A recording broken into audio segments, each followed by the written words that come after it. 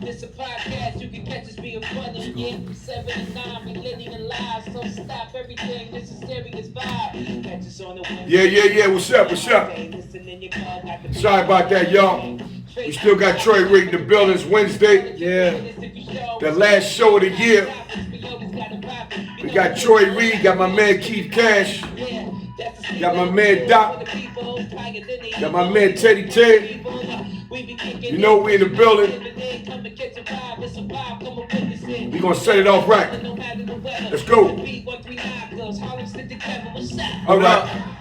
Y'all know what it is. What's good? What's happening? What's going on? Little Shaq and Kobe of the podcast. Y'all know what it is. Dr. Don Vito, the big trifecta. Phil Jackson, Keith Cash is in the building. Y'all know how that is. You got Don Vito, voice of the peoples, right? Without further ado, we gonna jump in this real quick. We got my man Troy Reed. Troy, thank you for coming, man, pulling up. Yes, sir. We got the black Malibu hat on. We all repping. I know what it is. Different flavors and all that. You know what I'm saying? So Troy, right? Tell everybody where you from. You know how life is growing up as a youngster, man. Oh yes, sir. Yes, sir. I'm from Patterson Projects. Patterson Projects. Right across the bridge, and you know, I grew up right there, the same neighborhood as like Iran Barkley, Guy Fisher, show, you know, AG from Showbiz and AG. So there's a lot of little talent, a lot of little, you know, talent coming from out of that neighborhood. You know what I'm saying? So, you know, that's just pretty much where I'm from. Patterson Projects, man. KRS-One made a little rhyme about that, you know? Yeah. Millbrook Projects. Why you put Millbrook in there? Patterson and Millbrook Projects. Yeah, that was like Patterson, Millbrook, Yeah. Casanova all over. Yeah, They yeah. couldn't stop. Couldn't So stop. that was one of Patterson and Millbrook was another like They're all next to each other. Yeah, they all Right. next to each other. You know, you got Yeah. Patterson, you got Millbrook, you got Cortland, you got Right. Melrose, you got Mitchells. You know what I'm saying? So those like 5 in that little hub projects right in that there. little hub right there. So, you know, before you get to like 161st, but those are the last pretty much, even you can even count like Forest projects and Forest, stuff like right. that. But those are like the last projects. Fat before- Joe and them from where? Well, they from But Forest. that's Fat like Joe. 166, right? Yeah, it's not That's far. further up though. Y'all more like one. No, yeah, we the last. 140, Yeah, we the last. Closer set of to the projects. bridge. Yeah, close to the bridge. So you from there, you got like the Casanovas. You know, that's where part of rap also started. You know what I'm saying? At 18 Park, and 18 Park is a real notorious park. That's where Flash and everybody would go play the Black Spades, Casanova. You know, like in that same park was where Guy Fisher, Nicky Barnes, and then they met at. You know what I'm saying? So if somebody say 18 Park, you know what that is. You know what I'm saying? Right. So So what you mean Guy Fisher and Nicky Barnes. Nicky Barnes, man? What you mean they should be out there all the time Well, with cars God- and shit? Well, yeah, because Guy Fisher's from Patterson, so he was the only one in that crew in the council that was from the Bronx. Everybody else was from Harlem. Right. They all grew up, so he was the young boy that was up in the Bronx. So he had all the young girls and all the young action. So that's where Nicky would like to get away and come up to the Bronx and hang with him. And actually, Puff Father is from there too, Melvin Combs, or whatever. I think his name is Melvin Combs or something like that. He's P. from Diddy's father. yeah, P. Diddy's father. Yeah, He's okay. from my projects too. So all of them used to be back there with the Italians. So one of the 5 families also of the Italians was back there at 18 Park in the South Bronx. So when you go there, it was a real serious area. You know what I'm saying? It was real, like, you know, you can see Guy in them with the motorcycles. Then you had the Black Spades back there, the young Black Spades back Right. there. You had hustling pills, every kind of drug you can name was in that park. And it was a park that was real serious. And you knew, my parents would be like, nigga, don't go past that first basketball court because it's serious back there. Yeah. 18 Park, y'all. You hear me? Y'all know what it is. Why they dog. call it 18 Park? Because it's a school they call PS18. Okay, I got It's you. called PS18, but it was called 18 Park. And it just, those school would be in play. It's just that park was Right. just, because you had Italians. So the Italians were selling fireworks, hustling. They had their clubhouses back there. Right. And that's how Puff Father wound up hooking up with the Italians in their relationship Right. or whatever. So you had everybody back then. And you ask anybody that's from that era, they know 18 Park.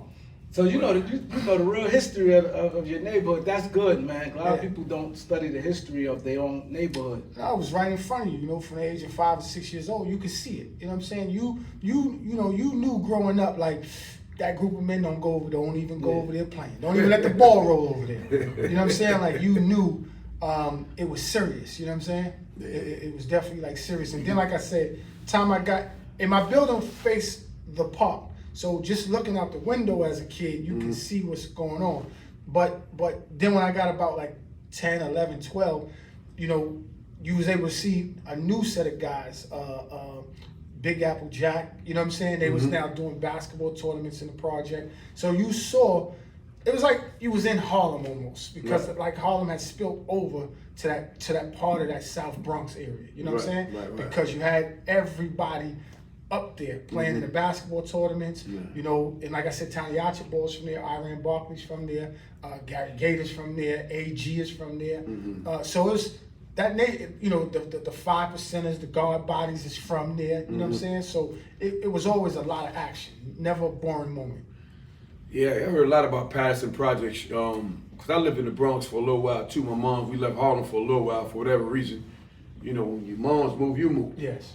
And I never hung around there, but I used to hear, you know, the stories that you telling, but not as intense as you saying it right now. Oh, no. You know, it's a very popular project, man. Yeah, You know? Patterson is no joke. No joke. Yeah. Got a little bit of everything coming out. Oh, you got everything. You got sports, you got everything, man. Yeah, 'cause like you said, a lot of you guys played basketball. You went out, up in college, you played. You had any scholarships?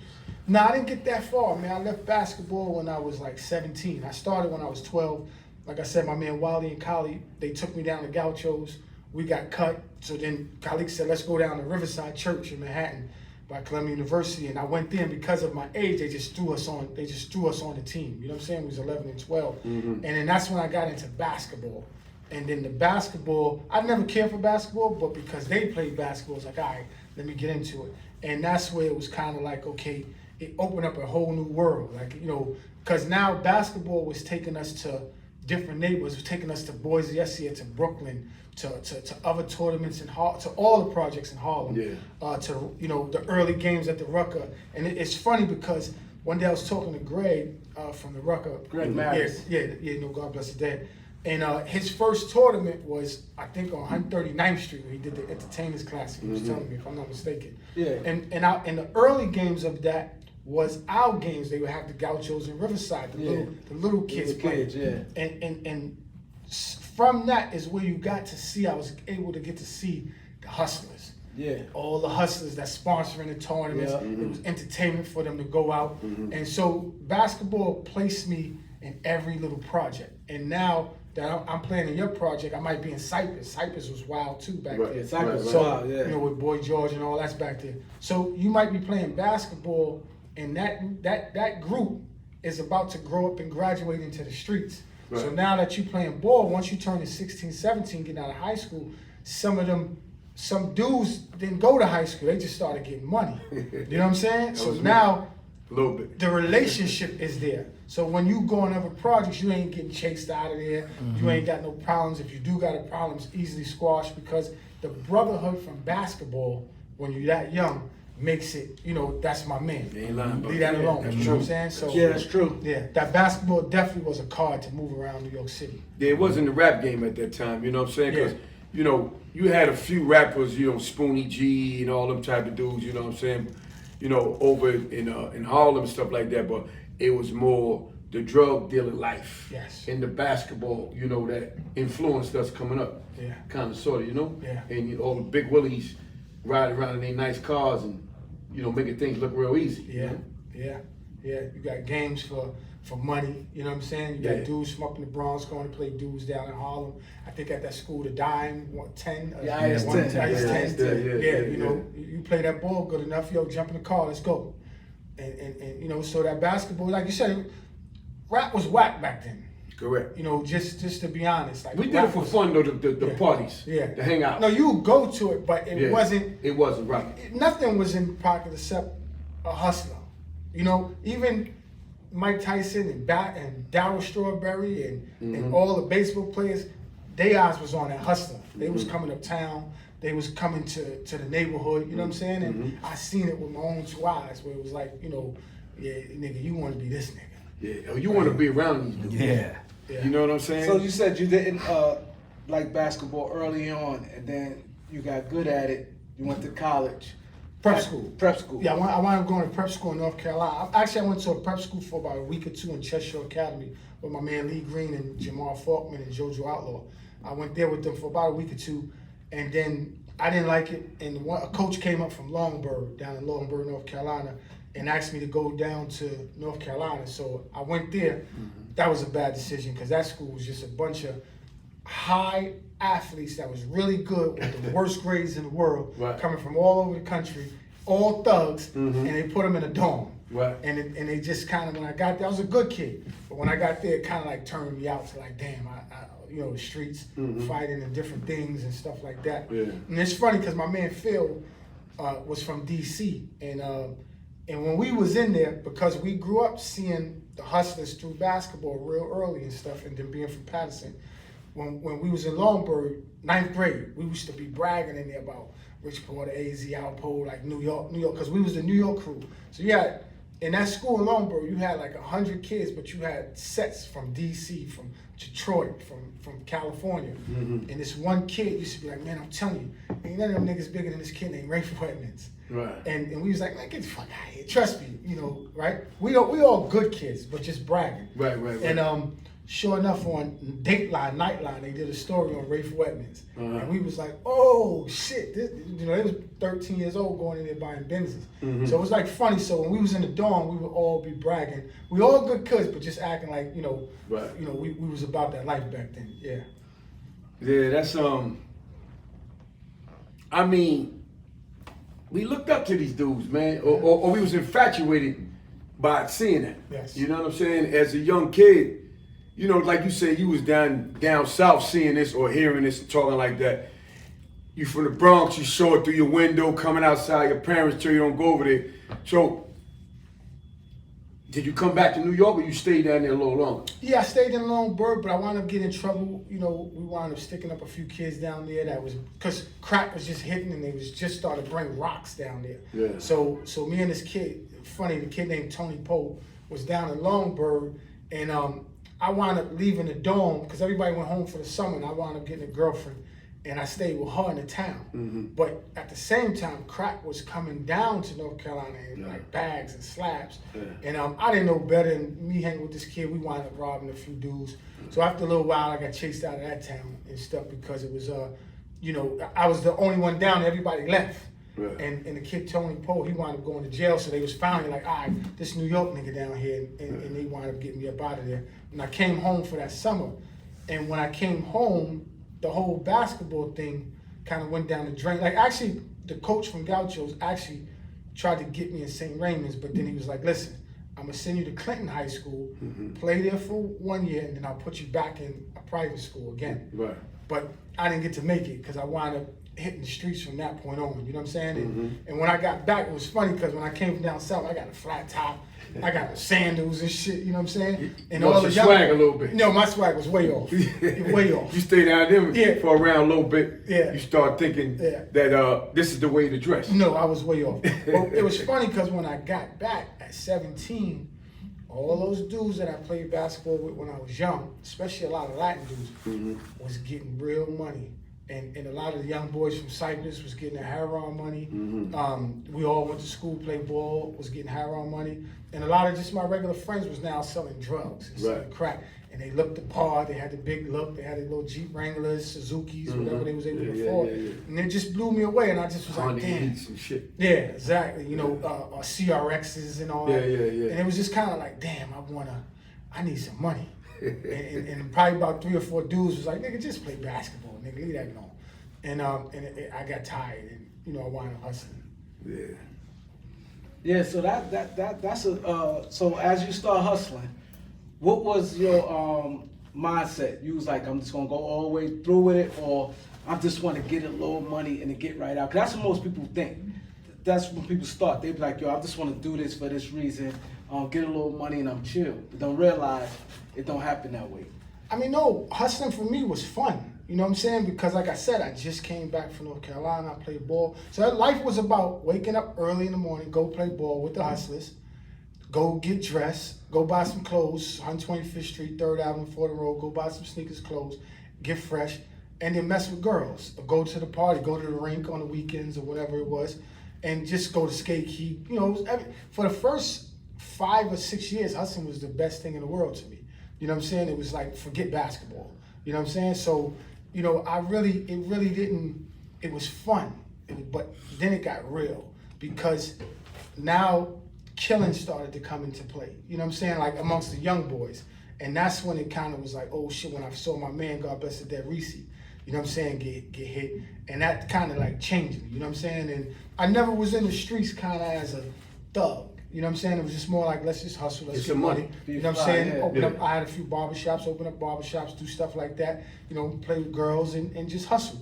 And I never was on that, I never in my life felt like, nigga, let me be a gangster. Because I saw too many niggas that was on that get exposed. So it was kind of like, nigga, you gonna be a gangster, you gotta be that 24 hours a day. 24 hours. And if you're not, nigga, gonna pull your card. Yeah. So I saw that over and over and over with the toughest nigga in the world. I saw that over and over again. And that's when it was kind of like, nah, nigga, I'm gonna just stick to getting money and playing with girls. Cause you know, niggas who was on that gangster shit, they wasn't getting no money. They wasn't getting no money. So they always would come around looking for money, trying to rob certain niggas, do whatever they doing or whatever. But so I seen like, nigga, I'd rather have money in my pocket. You know what I'm saying? And it was fun. But then after a while, it just got to the point where it was like, you know, crack started changing to $2 and, you know, it just wasn't no more money in it. You know what I'm saying? And was dropping the prices and all that. Right, and I kind of missed the golden era of selling drugs, which was in the 80s. When I started selling drugs, it was like 90. Just hit 90. So everybody was shooting out of town. Right. Everybody was shooting out of town to really stay up. So I was still in New York. And then I didn't want to never sell heroin because that's where the money was. But every person I knew that went to sell the heroin blew up fast, but died fast. Real quick with that Or they got heroin. an asshole full of time. Yeah. So I left the heroin game alone and I stayed with the crack until that hit $2 and I left that alone and opened up some barbershops in the Bronx. So Kodo was from your projects, right? Oh, you know Kodo? Yeah, I know Kodo. Kodo's my boy. Kodo, I play ball. That's how I met World and everybody. Yeah, You know. nigga said Kodo. Yeah, Kodo's my boy. Kodo the truth, man. Yeah. That's another Kodo had one. a lot of girls too. Oh, Kodo was, man, listen, don't bring your girl around Kodo. You know what I'm saying? He ain't gonna talk to your girl, but your girl just gonna like him. Yo, I brought him around my block one day because we played ball stuff. They was like, who that? Yeah, Kodo was sad story. Kodo's another one too that made me kind of, you know, definitely not even go out of town because he just graduated all city in football and basketball from Lehman High School. And I remember seeing him the day he was like, T, I'm going down to get some money to get ready to go away to college. And I'm gonna go down to DC or Maryland real quick, you want to come? And I was like, yeah, I bet I'll come, I'll meet y'all. They was going to get sweatsuits, 2-day outfits. And I saw them on the way back. He said, yo, man, call me, hurry up. And I just was too busy on my block hustling.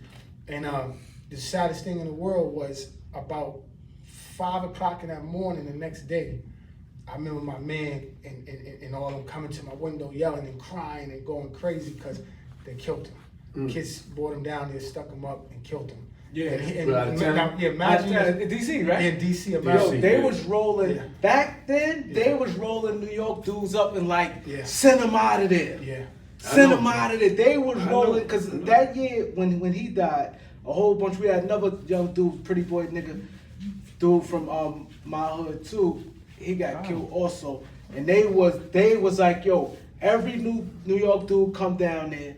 We roll them up and sending them back in body bags. And his was sad they was sending dudes from 88 to like 90. When he died? He died early. Like probably 89. 89, something like that. I remember. They was sending like, wrap them up. They was talking trash and everything. It was crazy. Because you had to go down there with your gun game crazy. His was sad because, like I said, he was almost all-American in sports. And it was like, damn, nigga, he just wanted some money to go to schools, right? And that happened. So it wasn't like he was hustling. He wasn't even hustling back here in New York. He's just doing a one-day trip just to make some money, and it killed him. So that was like, broke everybody off. That's bad. Like you say, he ain't like he planted his seed down there. It's a quick flip. That's why I said a lot of people back then, they were trying to get in the game. Everybody think was, oh, I'm gonna get some quick money and step back. That it's not easy to step back once that money come in. Yeah, but you gotta understand something too though. Out of town, in New York, it's 2 different departments of hustling, man. You know what I'm saying? New York, that's your town. You know how to move. You know everybody. Whatever. You got your block, they got their block. You respect us, we respect you. all that. Going out of town, you got to set up shop. And most of the time, because I went out of town, most of my, time. And you got to know somebody in the town first in order to really be successful. You can't be coming in there talking that New York shit and you got guns. Them the country boys got more guns, man. You understand that? So that shit don't mean a motherfucking thing. You got to know somebody in there that you going to help get money and feed them some type of way, and they're going to hold you down, they're going to move you around the way you need to move around. That's how you get a little longevity out of town. Because out of town, they don't like New York dudes, man. Back then, I know for a fact. Because they think you go down there, you take all their girls. You're definitely taking the girls. And because, they're attracted to the dudes from up top. And, and the money thing, you know what I'm saying? So you got to know somebody out of town. In D.C., like my man Raheem, he was with us, and he said, I'm going to D.C., and the same thing happened. You said, Doc, they rolled him out of here. It was sad. He was a good-ass dude. They killed my man Raheem. So, certain times you got to be careful, and D.C. was definitely one of them. Yeah. So you said when he got back, you was fucked up because you just spoke to him. Oh yeah, that tore the whole neighborhood up. We in high school. Young, yeah. You know what I'm saying? I was still in high school. He was graduating because he's like a year older than me. So that just tore everybody up. That just was like, damn. But like I said, my man Reese, when I saw what happened to him and it happened in front of me, it was kind of like, damn. Let me focus on hustling because that gangster shit is not it. You know what I'm saying? And like I said, hustling was fun. Mm-hmm. But then with Kodo dying, my man Reese dying, somebody else dying, that's when it started being like, man, enough of this. You know what I'm saying? And I wound up doing some barbershops and stuff. So you opened up barbershops. So you had an entrepreneur mindset early. Oh yeah, early. So when you opened it up, what was the process with that? Just, I took whatever I had, you know what I'm saying? Like, back in the days, me and my man, we used to tag cars. So while I was hustling, I would buy like 6 or 7 cars, like titles, clean titles from Pennsylvania in the junk shops. And I would I always knew once I stopped hustling, that's about a good, $40,000, $50,000 in cars. So we had in a garage we had about like 10 cars. And I would just buy clean titles. And there was some kids up from the west side, and they would go get the cars. Like say I got a clean title in a Benz or a clean title in a certain car. He would go get that brand new car, probably a year or two ahead, and then I would take the VIN numbers, my clean title, and take it to the Dominicans and put all the VINs on it, and then take the titles and throw it in a girl name, and got a car and put it in that I don't think Craigslist was back then, but put it in the paper, and one of the white dudes would come down and buy cash. So now you was able to take whatever you had left, and that's how I opened up some barbershops. Where was your barbershops at? I had one on 143rd Street in Morris Avenue, me and my man Trickertone. Mm-hmm. And then I opened another one on 149th Street. You talk Spanish Tone? Yeah, Spanish Tone. Yeah, we come from the sandbox. Yeah, Spanish Tone. We come from the sandbox. And another one on 149th Street in 3rd Avenue. 3rd Avenue. What year was that? Oh man, 90s? 94, 95. Oh, so you had yours when I had mine? Oh, yeah. I had mine on 170th across from Washington Projects called Cuts Galore. Oh, yeah? 3rd Avenue. Yeah. You know who did my shop? My man Buddy did my shop. The dude who did the Kid Carlos barbershop on 155th Street. Yeah. I remember going in there one day and I was like, damn, this his shop was crazy. Yeah. On 155th, the upstairs joint. And the Kid Buddy came down and did my shop. Because barbershops was the thing back then, man. Everybody's getting into the barbershops. Because Fat Joe had opened up one. Yeah. And, I think, what's his name? Didn't Kid Capri have one too? Oh, I don't know. Yeah, everybody had a shop. Kid Capri had a barbershop. He had a beauty salon. Yeah, he had a beauty salon. Yeah. Kid Capri had his first. Then I opened up on 170th between 170th and St. Paul's from Washington Project. There's a swimming pool right there. And then Fat Joe opened up his on 3rd Avenue further down and shit like that. That was barbershop was the thing to get your money into right away. Yeah, barbershops was it. Yeah, damn, Everett's be something else, man. Everybody be, Yeah, it's crazy. So, was you successful with the barbershops? I mean, yeah, the barbershops got me out of the streets. You know what I'm saying? Like, I was like juggling the streets a little bit where I would go back, and then I just was like, man, I'm gonna just do this barbershop shit. I can't walk and chew gum, so I was like, I'm gonna just do this barbershop shit. And it was funny because I was sitting in the barbershop on sheetrock for about 3 or 4 months with no building and nothing. And niggas would pull up, look in the barbershop and be like, this nigga sitting on sheetrock, fake dreams, you know what I'm saying? And laugh at me, keep it moving. But my man Trigger Tone, he came through and he was getting money with Carl Hines. And he was like, T, man, what you doing, man? You don't want to hustle? I was like, nah, I ain't hustling. I ain't doing none of that shit. And he was like, yo, listen, what you need for this? And my man, he came through and gave me the rest of what I needed, and we put it together. Yeah, because I remember Tone was with Carton High. Yeah, when Carton was getting money. Because that's how I met Tone when we was way together, and I know like the whole story with that, and I didn't even know the story that led up to that. Yeah. But that's like a no. Yeah, they was getting money, so he helped me out, and then after that, you know, just the money from that helped me open another one, and that was a good part of my life because I was only like 24. It was good, you know. I was trying to get out of the streets, you know what I'm saying? So that was like my intro out, you know what I'm saying? And from there was no looking back. So after the barbershops, what you got into after that? Well, at the barbershops, when I was doing the barbershop, you know, I was just living off barbershop money, doing that or whatever. But then I came up with the idea of Street Stars. And that's when I first came up with the idea, because a girl named Jackie was in my barbershop, but she was showing me a calendar with strippers on it, a month for each stripper, because remember, strippers was big back then. Right? So she was going to do a calendar. So I was like, man, that's nice, man. I said, yo, I said, yo, I got this. I said, I want to do this like docu-series of these videos. I mean, a magazine. I want to do a magazine on like hustlers. I said, but I don't know what to call it. It's like, and I was like, it's not like they Hollywood famous. They street famous, street star. They're like street stars. She said, that's the name. And that's how the name Street Stars came. She just tapped me like, yo, that's the name. And then from there, I just ran with it and started piecing it together. And, you know, my man who I used to hustle with, my man Prince, you know, he used to be with AZ and them and all that. And at the time, he used to always be in my barbershop. So I told him the idea. And he was like, yo, listen, T. So listen, I said, I fuck with A. You know, why don't you do the first issue on him? You know what I'm saying? And I was like, all right. And he set it up, and A was just finishing up Paid in Full at the time. So he had an office with, because he had a deal with some Russians down on Wall Street over there, that area. And my man Prince took me to see him, and you know, we went from there. You know what I'm saying? You know, he gave me some pictures. We did our thing, and at the same time, you know, you had Don Divas and Feds magazine, and them trying to do their thing or whatever, and. So I kind of switched it up a little bit from that. I was like, since they're doing the magazines, let me do the video. Right. So I approached A about that, and he had sort of success that Don Divas and Feds was having. So he was like, yo, T, come on, let's do that video. He was like, you got cameras? I was like, I got this white boy that interviewed. This white boy was in my projects one day, and he wanted to interview me about my life. But I was like, nigga, I was level 2, level 3. Right, you know, let's go find level 1.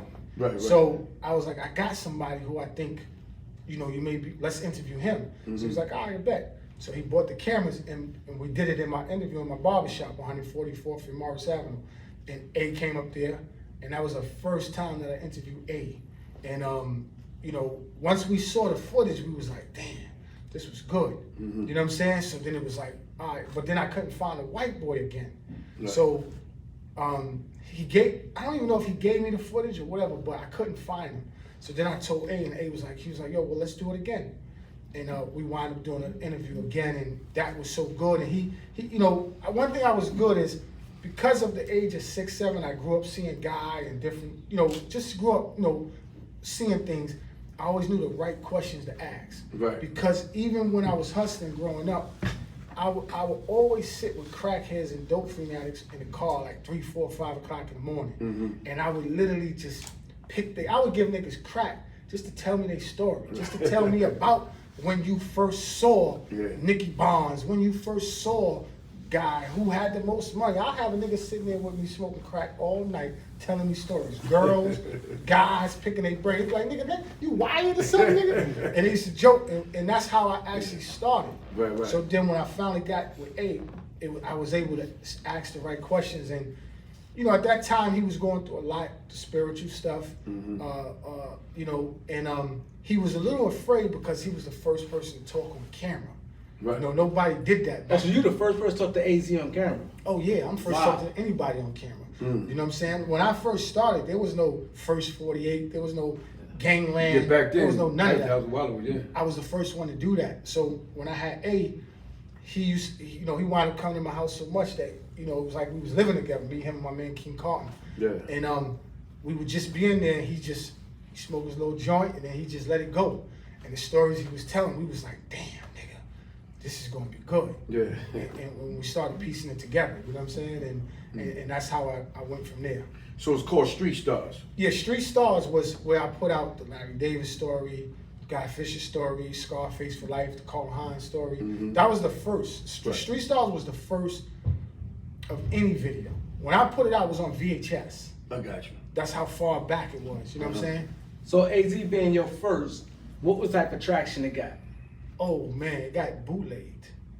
So he took a copy of what we filmed and took it to a girl house or whatever, and a dude she might have been messing with took it and started bootlegging it on 145th Street out of the little booths.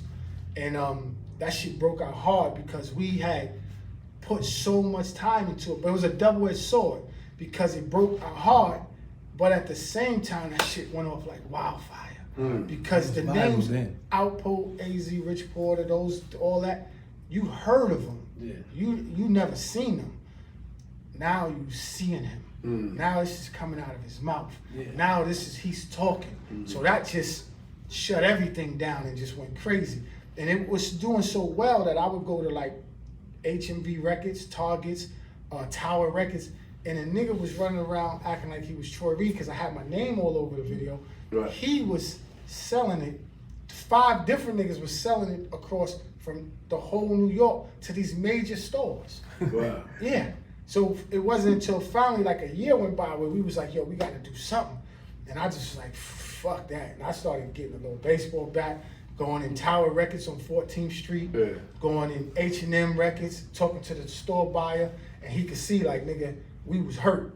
So he was like, let me see ID. I showed the nigga my ID. He's like, so he said, man, he said, you know how much money that nigga made off y'all?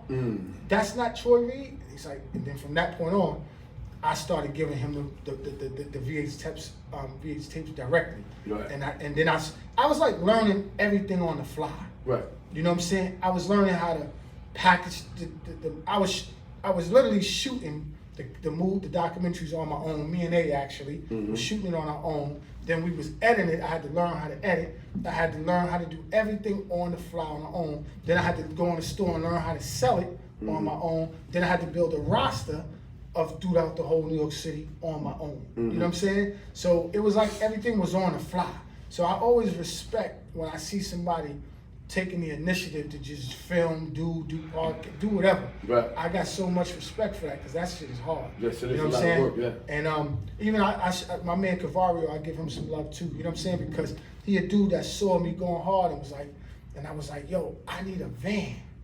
Like I need a van. And he was like, I got you. It took me to get my vans wrapped, and after that it was over. I started going from city to city, state to state. So I had like 800 stores across the United States. Wow. Okay, And that's big, man. yeah, 800 stores, and you know we was just raking in the dough, and you know it was off to the next one. So after the AZ, who you did after AZ? After AZ, I think I did Larry Davis. Larry Davis was the next one, and I had Larry Davis and Guy Fisher like both in the pot at the same time. And So you had AZ. yeah, we did AZ and and Larry Davis. Larry Davis. Yeah, Larry Davis. My man That man, was the first two? those were the first two. My man AG plugged me with a kid and connected me with Larry Davis. So on you got like a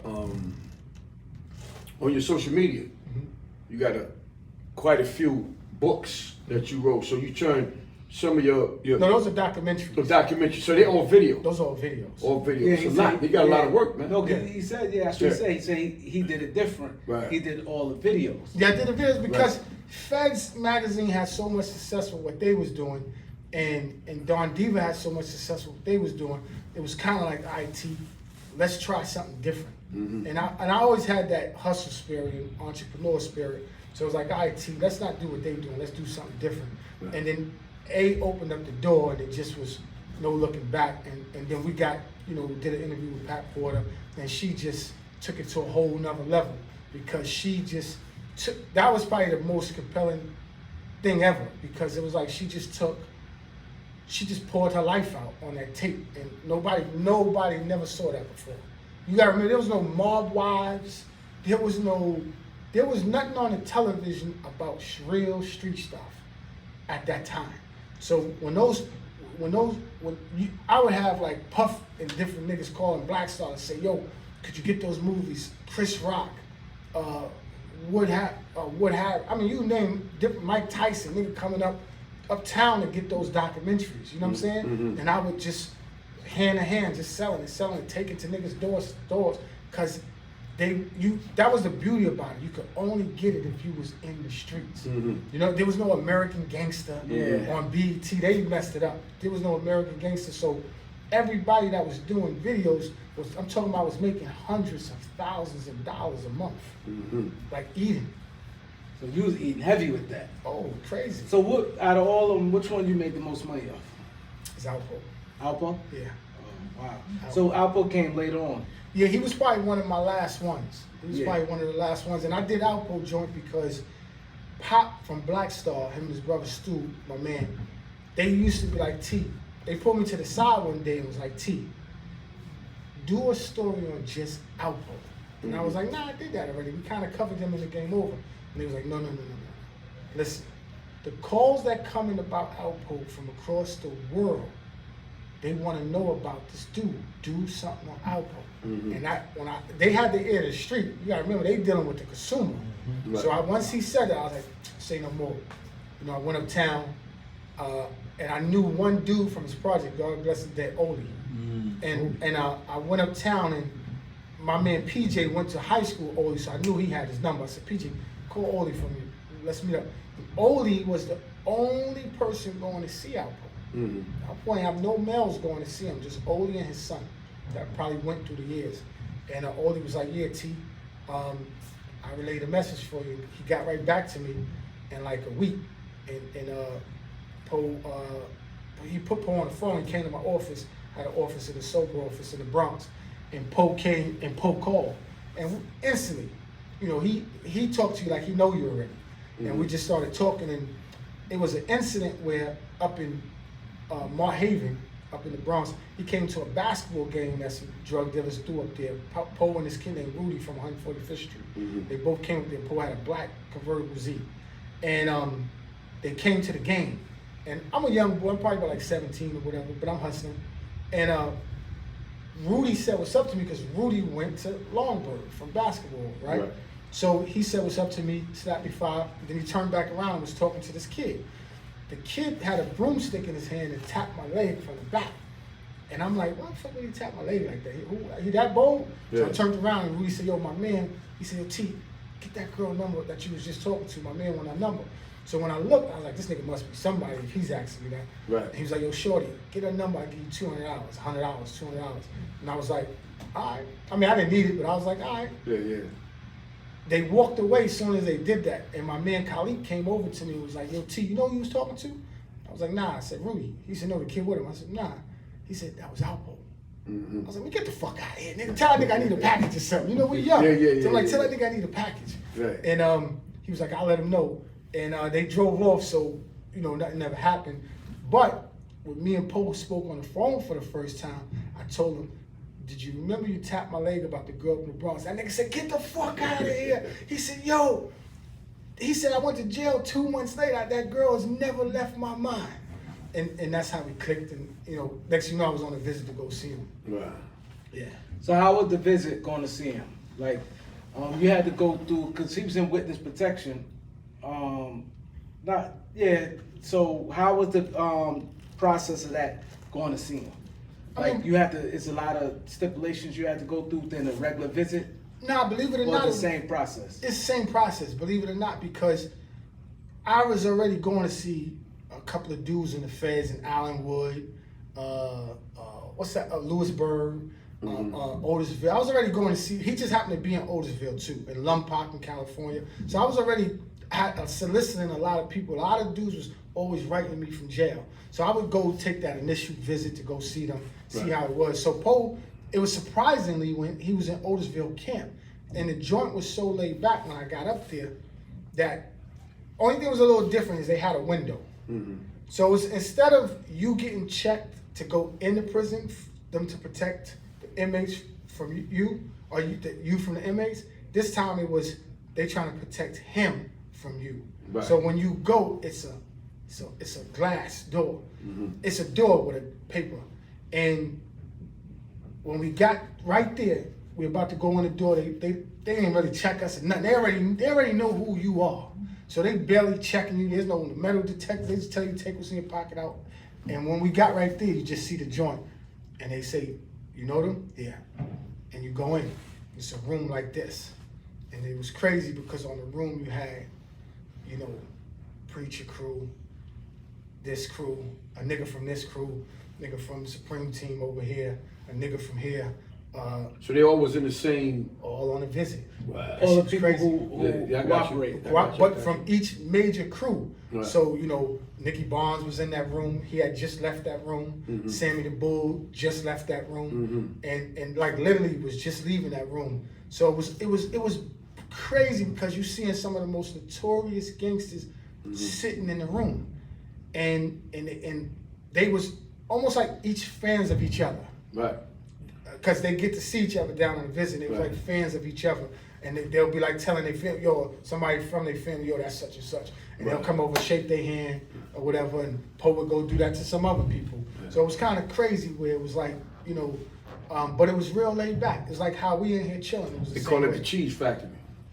What you mean? Nah, so they Like, call they call it cheese factory. Oh, yeah. All the ratchets that they call it because cheese factory. we was in Otisville too, and they was in the witness protection. Yeah. And they used to sit there and say, "Oh, the cheese factory." Oh, yeah. And they used to, yo, they used to yell out to us, "I'm gonna fuck your girl when I get out." Yeah. Y'all, because you know people, they gonna be home before us, you know. So that shit used to be Yeah, they call funny. it cheese because I was in Fairton, and in Fairton, when you look across the other side where the barbed wires is where they was at. And they call it the cheese factory. Yeah. And you see nothing but limousines and all kind of shit. Yeah. And then I had an officer who worked in our unit and he worked over there sometimes.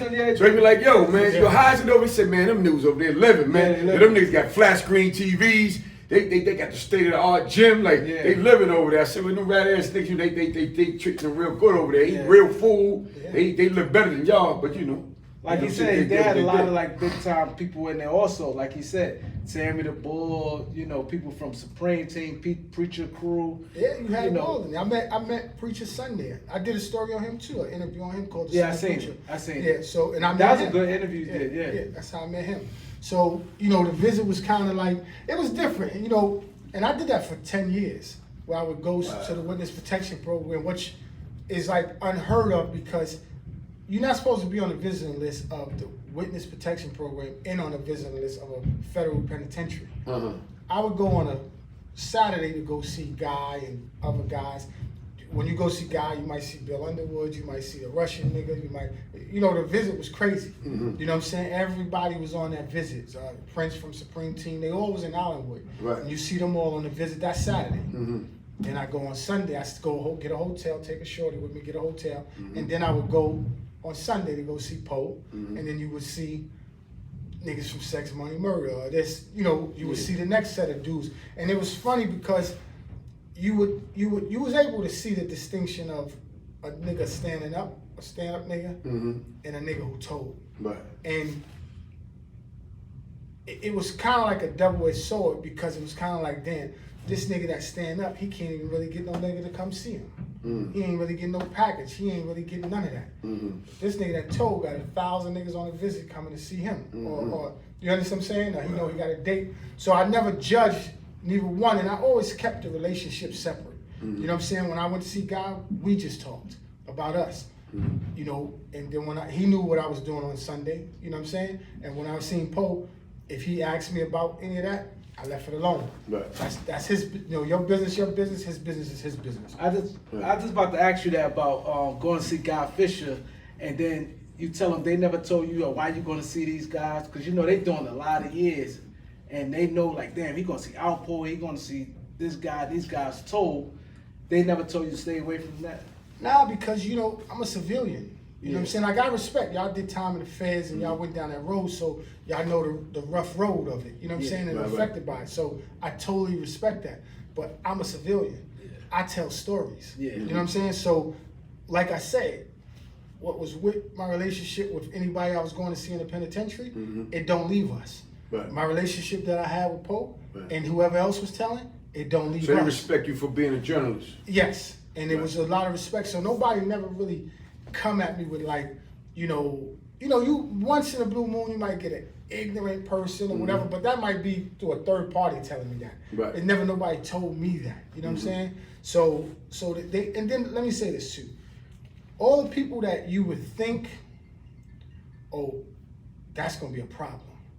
All the real niggas, the real killers and the real niggas, they just be like, yo, you know what? He had to do whatever he had to do. I wouldn't fuck with him, but I get it. Right. And that's it. That's where it stopped.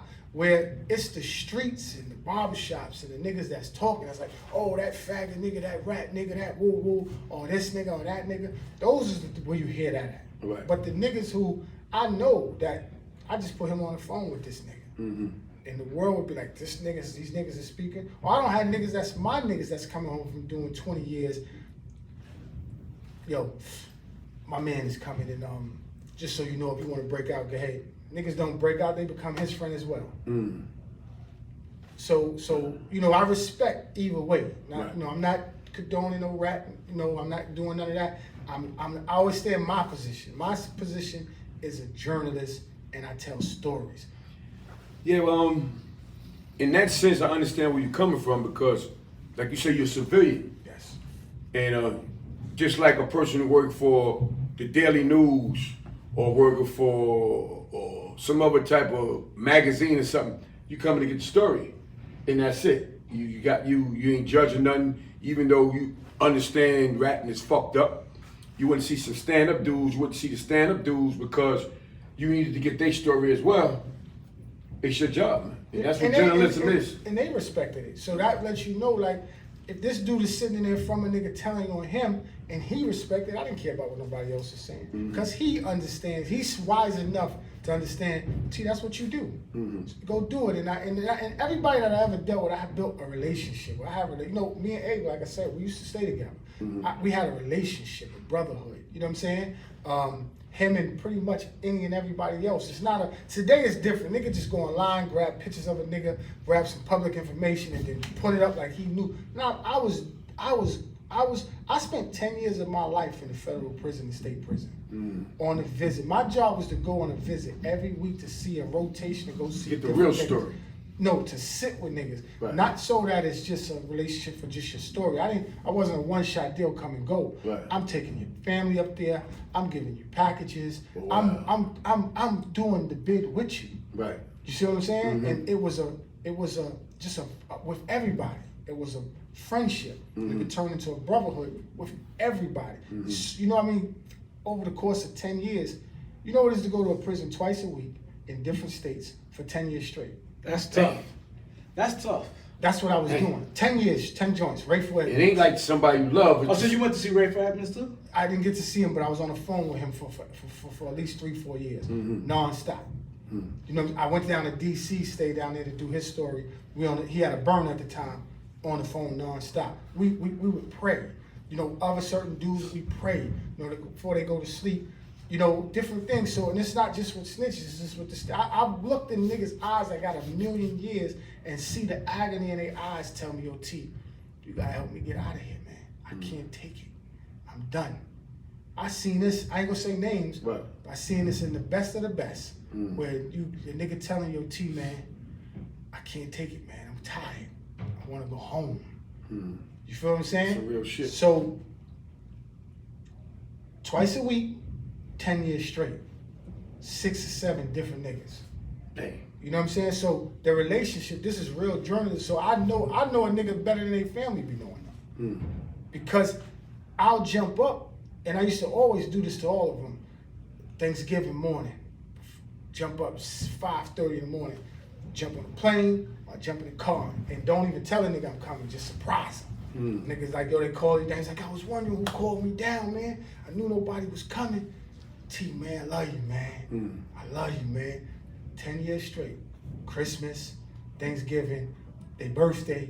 You see what I'm saying? Yeah. So it's a relationship there. It's not just a, you know, yo, nigga got my story, made some money, and blew it on me. So that when you go home, when they come home, you could get an interview with God Fisher. You could get an interview with anybody. Oh yeah. Because it's not no thing, which normally somebody like, oh, I'm gonna go here first. But they got to rock with you first. Yeah, because the relationship is there. You know, with Guy, the relationship is there. You know what I'm saying? With, you know, at the time. With Poe, you know, like I said, only 2 males was going to see him. His man, Oli, God bless his dead, he died, so that was over. And his son went to see him a few times. There's no male, so when niggas think, oh yeah, this nigga eat, you know, he got 1,000 niggas. Nah. So who you gonna gravitate if only one nigga come to see you for 12 years straight? You know what that relationship is? It was times when I would come see Poe and he'd be like, yo, little bro. She'd be like, listen, you okay fucking with me? He was the one thing about him, he was honest about his situation. He didn't never make no excuses until later. But when he was in prison, he was so honest. Like, he was like, yo, you all right fucking with me? Are you catching flack for fucking with me? Or do you feel, and I'd be like, us, you not, this is why I named my book, you're not Alpo, I'm dealing with Alberto. I'm here to tell your story, and at this point, it's a brotherhood. So from the moment he got out, I was one of his, me and a chick was his first call. Yo, little bro, holy shit, I'm getting out. Don't say nothing, I'll call you right back in 15 minutes. 2 days later, he called me back, no more, this is a federal call. Yo, who this? Nigga, it's me.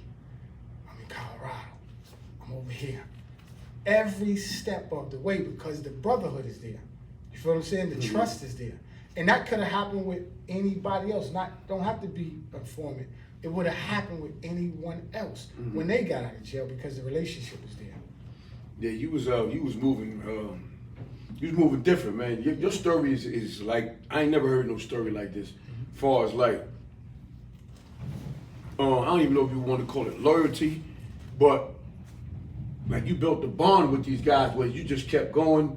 And like you said, you probably went for the story in the beginning, and then after that, it just turned into something altogether different where you just kept going and going and bringing their kids, and that's big, man. I mean, how could you not? You going to see a nigga for 10 years. I mean, you're a real, things is different today. You go out in California now, you meet somebody, that's just, as long as we drinking, as long as we drunk. Right. But after that, nigga go their way, you don't never see them again. Right. Like, that's the world we in. Right. That wasn't, when I started doing what I'm doing, it's relationships are built there. Right. You feel what I'm saying? The relationships is built there. And that's probably, I would do that again and again and again. Yeah. So when he came home, he told you, don't tell nobody where he at? I mean, that he home? Well, he definitely couldn't tell nobody because... No, not where he at, I'm sorry, to tell people he home. Yeah, one, because he wanted to surprise certain people, but me, his mother, and the girl is the only ones that knew. And like, so if his mother knew, probably his immediate family with his mother knew. But me, his mother, and the girl was the only ones that knew because, like, you gotta remember, if you get told tonight, I knew tonight. Right. I didn't know a week from now. I knew tonight because of that call. Right. And then I knew the next 2 or 3 days because I was celebrating his release with him. And he needed somebody to celebrate that with. So I was happen to be that guy that he's celebrating that with. So every step of the way is, bro. And then one time I was like, nigga, you really home? And I was like, yo. He's like, I'm gonna send you something. And he sent me a picture. I don't have this picture. He sent this picture of a silhouette of him looking out at the world through a hotel, through a silhouette curtain. And it was the first picture. And he's looking out the window of his first freedom. And he's in a hotel. But it was also in a silhouette, so it was like he's hiding. So it was like part of it is he has to hide now for the rest of his life, but he can see his future. And that picture was so mean, and I don't have it anymore. So let me ask you that. Yeah. So when he said, yo, I'm getting out, he ain't supposed to come home? He ain't supposed to tell nobody. They let him, they just happen to, You gotta remember, for 10 years, this nigga was telling me, I'll be out, I'm getting out, little bro. So we used to laugh about it, like, nigga, stop telling me you getting out, nigga. Our relationship is our relationship. You ain't gotta tell me you getting out. Oh, so he never got sentenced to a particular time? Yeah, he had 25 to life. I mean, no, he had 25 years. So he did the 20, he had 35 years and he did the 24, 25. Yeah. So he did it. So he knew he was coming. Oh, okay, home, okay. But he didn't know it was gonna be so soon. Oh, okay. It was a surprise to him. Because when he called, he was like, yo, little bro. And then 2 days later, he was literally calling from a regular phone. And then he wasn't supposed to, you know, when you get released from the witness protection program, you're supposed to go like first 6 months. The first 2 months is no communication. Your mother, nobody. Right. The first 6 months is definitely nobody. Right. He was calling me the same night. You see what I'm saying? So people, because we got people listening, everybody get the likes up. This is a big interview, y'all. Y'all got to get we need 100 likes. Get 100 likes.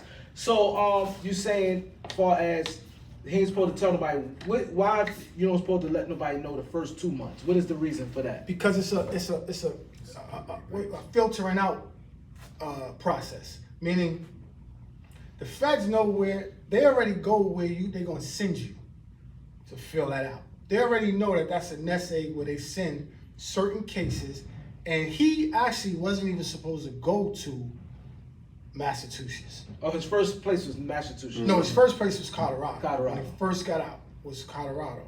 He stayed there. So they make sure nobody's trailing, nobody's following them. Right. Nobody's following, you know, this is the marshals. Nobody's following. So they take him here as a pit stop, fly him there. Then leave there and take him to another place, fly him there. So he was in hotels for a week at a time. But Poe always does what he ain't supposed to do. So he's calling. So one day he called, yo, bro, yeah, yo, whoa. And you hear the shit drop. Right. And you hear him coming to his room. You know, Abraham, we all know his name now, Abraham. I hear the phone is still on, but it's on the floor, under the bed. And he's going, they saying, yo, stop being so friendly with the people in the hotel. It's people in the hotel watching you that you don't even know is watching you, and you in the lobby talking to girls, talking to the attendants, laughing and joking. Remember, till you get out of our hands, you can do that, but let us get you where you need to be safely first. This is what they told him in the room.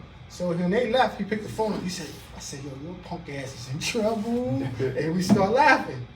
And he said, how'd you back? You see what I'm saying? So that's just amazing. So the process, you said the first 2 months, you still in their hands. So when is the process when they get you out of their hands? Well, that was the transferring marshals. Oh, okay. So it's a process. I think it's the marshals, but if not, it's gonna be like agents or whatever. But the marshals is the one who now transfer you from out of the federal system. Oh, okay. So marshals, now their responsibility. They're transferring you. So now those marshals was like, let us get you to your final destination. You do whatever you want, but it ain't on us. All right, got you. So now they took him from that. So that took about 2 months. Colorado. Them moving him around, Colorado, another place, and then he finally was in Massachusetts. So he went like 2 to 3 places before he got to Massachusetts. That's the marshals transferring him. Then when he got from there, now he has to sign into. He becomes a civilian, but now to the parole of the federal government, and he's now in their hands of the witness protection program. So it's not as strict as the Oh, yeah. He could. Oh, he's still not supposed to be in contact with nobody. Nobody. That's all gonna. He can't talk to nobody for 6 months, a year. It's not. Now, when he get where he going, he can talk to his family. He can talk to can't talk to certain friends. No communication with nobody from New York. None of that. Poe was supposed to go to California, but what got him a pass was his mom's was so older that he was like, please, and everybody from the marshals to the feds to the security knew his relationship with his mother. So they respected that and was like, man, that boy loved his mama. Grant him that. And he was such a personable person, I could see why they gave him that. They gave him that. That's how he got to Massachusetts. He wasn't supposed to be there. They knew that was a high risk. It's too close. Too close. But he also sold them on who he was at that time. Poe had grown into a really mature person. He was into God. You know, we shared scriptures about Paul, the Bible, Ecclesiastes. We always, you know, we was in that lane. So he was a mature person. He was so gullible to the point that he'd be like, you know, T, man, you know, you think people would be all right if they saw me or they say hi to me, or you think? And I'd be like, yeah, nigga. He had no idea how famous he was. Mm-hmm. He was out of that. So when he came home, he was like, we was in Walmart, he was walking, he was like, oh man. This is in Massachusetts. This is in Massachusetts when I finally went up there. He was like, even though he was calling me when he first touched down, yo, I'm in Walmart, oh man, I got a budget of $100, I bought me some Dove soap, some this, some that. He wasn't out there like that, he was a different person. So he convinced those people that I would have bet everything I owned, oh, he would never go back to the streets. Mm-hmm. That's how of a reformed person he was. People don't know that. He was a reformed, it's a song by Coldplay that he's always like, yo, little bro, send me that song. It's called I Used to Rule the World. And or scriptures I sent him, it's like, yo, he'd be like, yo, you know, my life is like Paul, where I was killing Christians and then God came and saved me.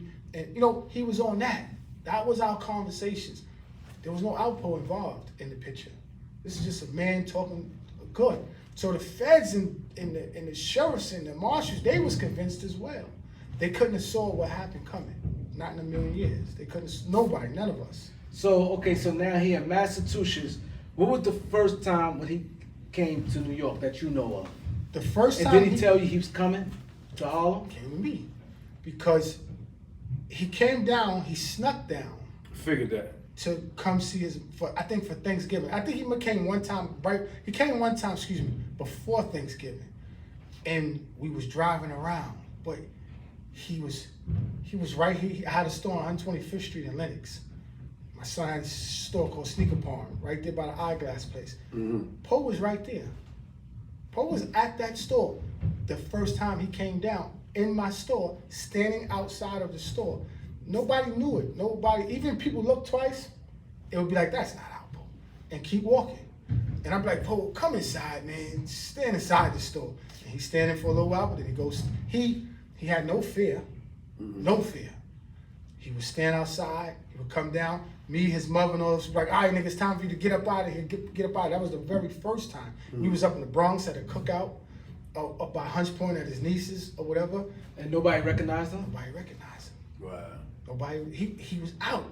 Nobody recognized him. But he was so smooth about it. But then the second time now was Thanksgiving came. That was in July, that was in August. Now Thanksgiving came. So when Thanksgiving came, little Brahma come down. He saw his mother, he saw everybody, and he came to meet me at my man Slice house up in Soundview. He's up in Soundview. We up there, full Thanksgiving, house full of people. Good time. Nobody recognized him? No, my family and everybody, we all know who he is, but coming and going, nobody recognized him. He says, little bro, let's go out. I said, fuck, where can I take this nigga? So I said, fuck, where can I take this nigga?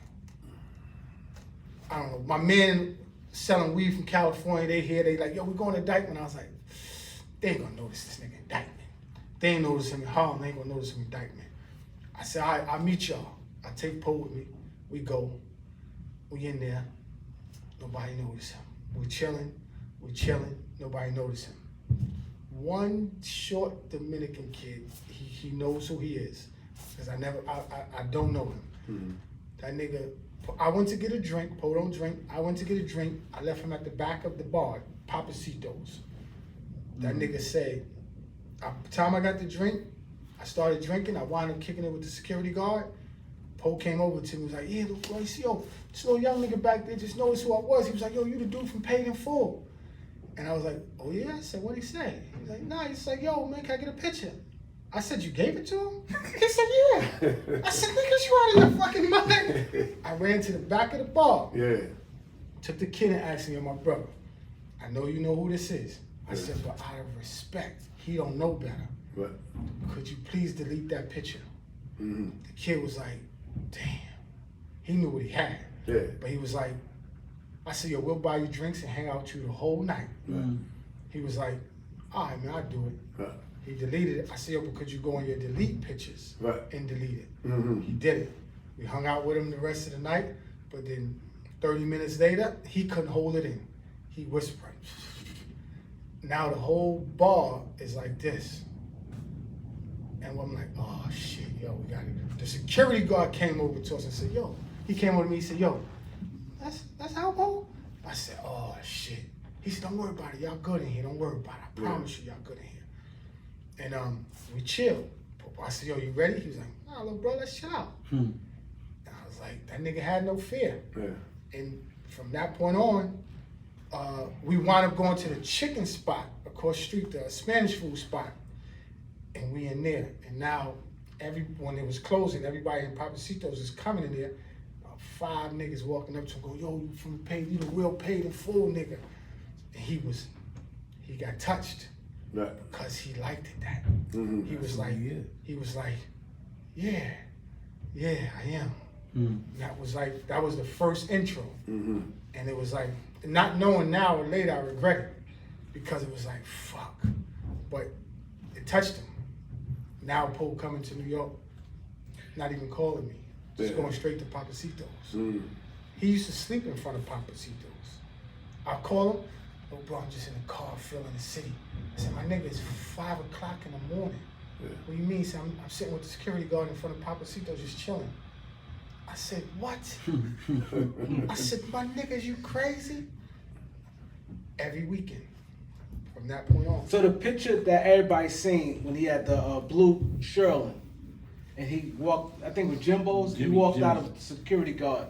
How long ago was that when that's the first picture everybody's like, he's home? That was already after because, the blue sheepskin was after because he was getting so loose that I was like, well, nigga, we might as well start filming. Like, well, let's start filming. So I told him, let's start filming. I lived in the building in Fort Lee. What's the tall building that's over the bridge? Modern. I lived there. My son had an apartment there. I lived there. And I was like, we're gonna film it here, right? And that morning we spent the whole day. And the goal with that was to just allow him to tell his story. Like, when we spent that whole 11 years on the visit, all Poe wanted to do was apologize and just tell his story. And he didn't mind going into the detail of it. And as a journalist, my job is to bring that out of him, is to get that side, which is a once in a lifetime thing you could ever get from somebody. Because most stand-up niggas is never gonna tell you the intricacies of everything they did. And I have the only government informant who's released who is willing to tell me in the United States, who is willing to tell me. So that was like, okay, as a journalist, let me make sure I walk him step by step through everything. And he wanted to do it. And I wanted to see his reaction with going to different locations because he was so fresh. So that day we started filming and we filmed in City Island. We filmed in Harlem first and then went to City Island. And he kept saying, little bro, I'm hungry. And I was like, all right, nigga, we gonna go eat in New Rochelle. He was like, nah, some salmon cakes I want in this joint in the Bronx my shorty took me to. I was like, you doing too much, big bro. You doing too much. Like, my nigga, I had 3 security guards, 3 camera guys, but I was like, little bro, I said, big bro, let's go to New Rochelle where nobody knows you. But he persisted about these salmon cakes. So I said, all right, we go to Jimmy's, thinking we're gonna go in and go out. Soon as we pulled up, he got jokes. Oh, nigga, you should have never brought me. We going inside. Because I told him to sit in the car, we bring him the food. Because, I'm treating him like real talent. So I rolled the red carpet out for him. Whatever he want, when he want to eat, how he want to eat, whatever it is, it's your day. Right. So he's made a joke, jumped out the car, went in Jimmy's. So now it's about 7 or 8 of us at the counter at Jimmy's. So automatically it tells you one of these guys is a celebrity. And a young boy came in there, ordering his food up, double looked again, and I seen it. I was like, oh shit, Shorty know who he is. I went outside to tell one of the niggas, yo, bring the car to the front. We're gonna take the food to go. Poe goes, nah. He sits there and starts eating his food. Shorty's with the camera like this, like if he talking to his people. He videotaped him the whole time. Then Shorty doing better, because I hurried up and packed everything up. I was like, yo, let's get out of here. And I was like, damn, I don't know. I told one of the security dudes, like, I think Shorty filmed it. But he was so smooth, he just went back. You know, you can't ask a nigga to see their phone, he just put his phone down. He went outside, because he now know we heading out. And he stood in the front like he talking to somebody, yo, whoa, whoa, whoa, whoa. But he's taping him. Come out. And that's when it was like, fuck. And we didn't know. So one of the securities, I think, went over to the kid, but he put his phone down. It's nothing we could do. And we all got in the cars and we left. By the time we got from, what's that, Washington Avenue or 3rd Avenue from that Jimmy spot, time we got from there to New Jersey, back to Fort Lee, everybody's phone was going crazy. Niggas is getting, we like, oh shit, the picture went viral. And we like, I'm like, oh shit, we can't do this interview. Post still like, little bro, he didn't even know what viral is. He didn't even know. He was like, well, he said, ain't nobody gonna see that. I was like, no, big boy, you don't understand. You famous, nigga. He was like, well, what you mean? Till his phone started ringing. Now he was getting a little bit like, oh shit, this is serious. He said, little bro, you think those people gonna see it? I know they gonna see it. It's just when they gonna see it. Right. He was like, oh fuck. I was like, yo, let's get out of here. I'll drive with you back up to Massachusetts. Let's get out of here. And he was like, nah, little bro, I'm not leaving. He was like, yo, let's finish the interview. Let's do it. I was like, yo, you sure? He was like, I was like, big bro, let's get up out of here. He don't know about social media. He don't know. He's like, you think it's that serious? I said, nigga, it's serious. He was like, nah, it's chill. So we did the interview. And then soon as we did the interview, his girl, who at the time was like, nigga, we gotta go. And got him back up there. And it just went crazy from there. And he got in trouble for that. Because they saw it a day later, they saw it. Damn, they say on top of it. They on top of it. So when is it like regular parole, like, you know, your parole for checkup on you and stuff like that? Yeah, it's a regular parole, but it's a parole for, it ain't gonna be the same parole officer as niggas who stand-up guys. No, I know that. Yeah, he just might have a whole bunch of clients that's just from the program. They got different rules.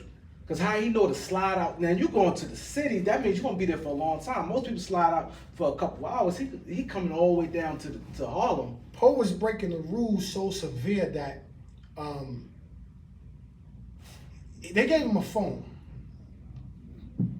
We call that phone, Track. you answer, nigga. And It's a being track tracked. on it too. Yeah. You call that phone, you answer.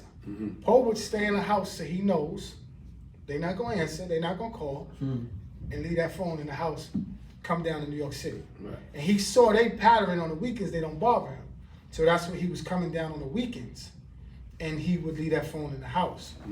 But then they caught on, and he started getting reprimanded. But he was always able to blame it on, yo, my mom was sick, and I thought this was it, so I ran down there. So that's his third strike. Now the blue jacket was one. He got caught again, so that was another one. You see what I'm saying? So now he's testing the people. Now they're going, yo, we're about to cut you loose. Cutting you loose mean what? Meaning, nigga, we ain't over supervising your safety no more. Meaning you could just be who you want to be.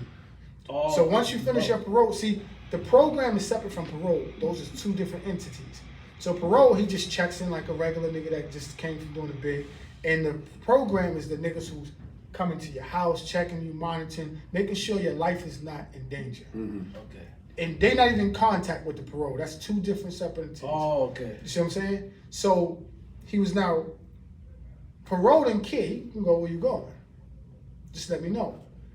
But he wasn't doing that. And then at the same time, it's the witness protection program that's now the problem. And they saying, we're gonna let you go, dogs. Why are you saying they gonna let him go? Because he's fucking up, or his time was ready Because to go? you one of the top 5 witness protection inmates in the history of the United States, and you under our Top protection. 5. That's big. You under our protection, and you running around. You ain't listening. We're not gonna be on the news as we didn't do our job. Right. So we're gonna let you go. Let you go. And you take your life into your own hands. But when they let you go, he just have to sign off, right? You have to sign off. So why he ain't just do that? Like, if he ain't care? Because the program was holding him down. Oh, financially. Yeah. Oh, but, okay. but Poe started getting comfortable. And all of us, the girl that was with him, his family, me, his crew from 16th Street, y'all know who they are. We was all, we his family. We the ones like, yo, my nigga, what are you doing? He started distancing himself from us. And definitely not letting them know too He didn't let much. y'all know what he was doing. Cause we the one that did it with him. Right. We the one that, we know the Albert. But slowly Alpo was coming into place. Right. So now he's staying away from us. You getting that feeling back. Yes. And then he went to the Apollo. That's what I was gonna bring up, the Apollo. He That was did like that. excitement, cause that's when a lot of people started like talking, yo, niggas seen Alpo at the Apollo. That shit went viral too. Yeah. And that But day, I think the Apollo came after the call from the beat. I think the Apollo was after. No, No, it the wasn't. beat was way after. The beat was way It after. was The way Apollo after. was before. Y'all heard that, Yeah, that was way before he earlier. came on doing the Yeah, beat shit. Yeah, that was earlier. Yeah, cause I heard about the Apollo, and then I seen Dart. You know what I'm saying? Yeah. You know, Dart and him was kind of tight. Yeah, that my man. All right, and Dart told me I seen him out at Barry Wines one time. Get the likes up, y'all. We gotta get to 100 likes, man. Yeah, this is a big interview right here, man. Get to 100 likes, man. That's right. Callers call in. You know, so Dart was like, yo, man, you know, Poe home, right? I said, Alpo. He said, home? I said, yeah. I said, get the fuck? He said, yeah. We was at the Apollo a little while ago. I said, oh, shit. That's when I first heard it. And that was way before he came to the whistling. So continue, man. So after the Apollo, what was going on? What was he doing then? I mean, he just was getting comfortable, you know what I'm saying? And Poe was, you know, I mean, like I said, Poe was sleeping in the car outside of on 148th and 8th. He was already sleeping in the car at night, not going, just getting ready to get on the road to go back home. Like, he was in so many places right under your nose, nobody knew. But then the Apollo thing was probably me and his first friction.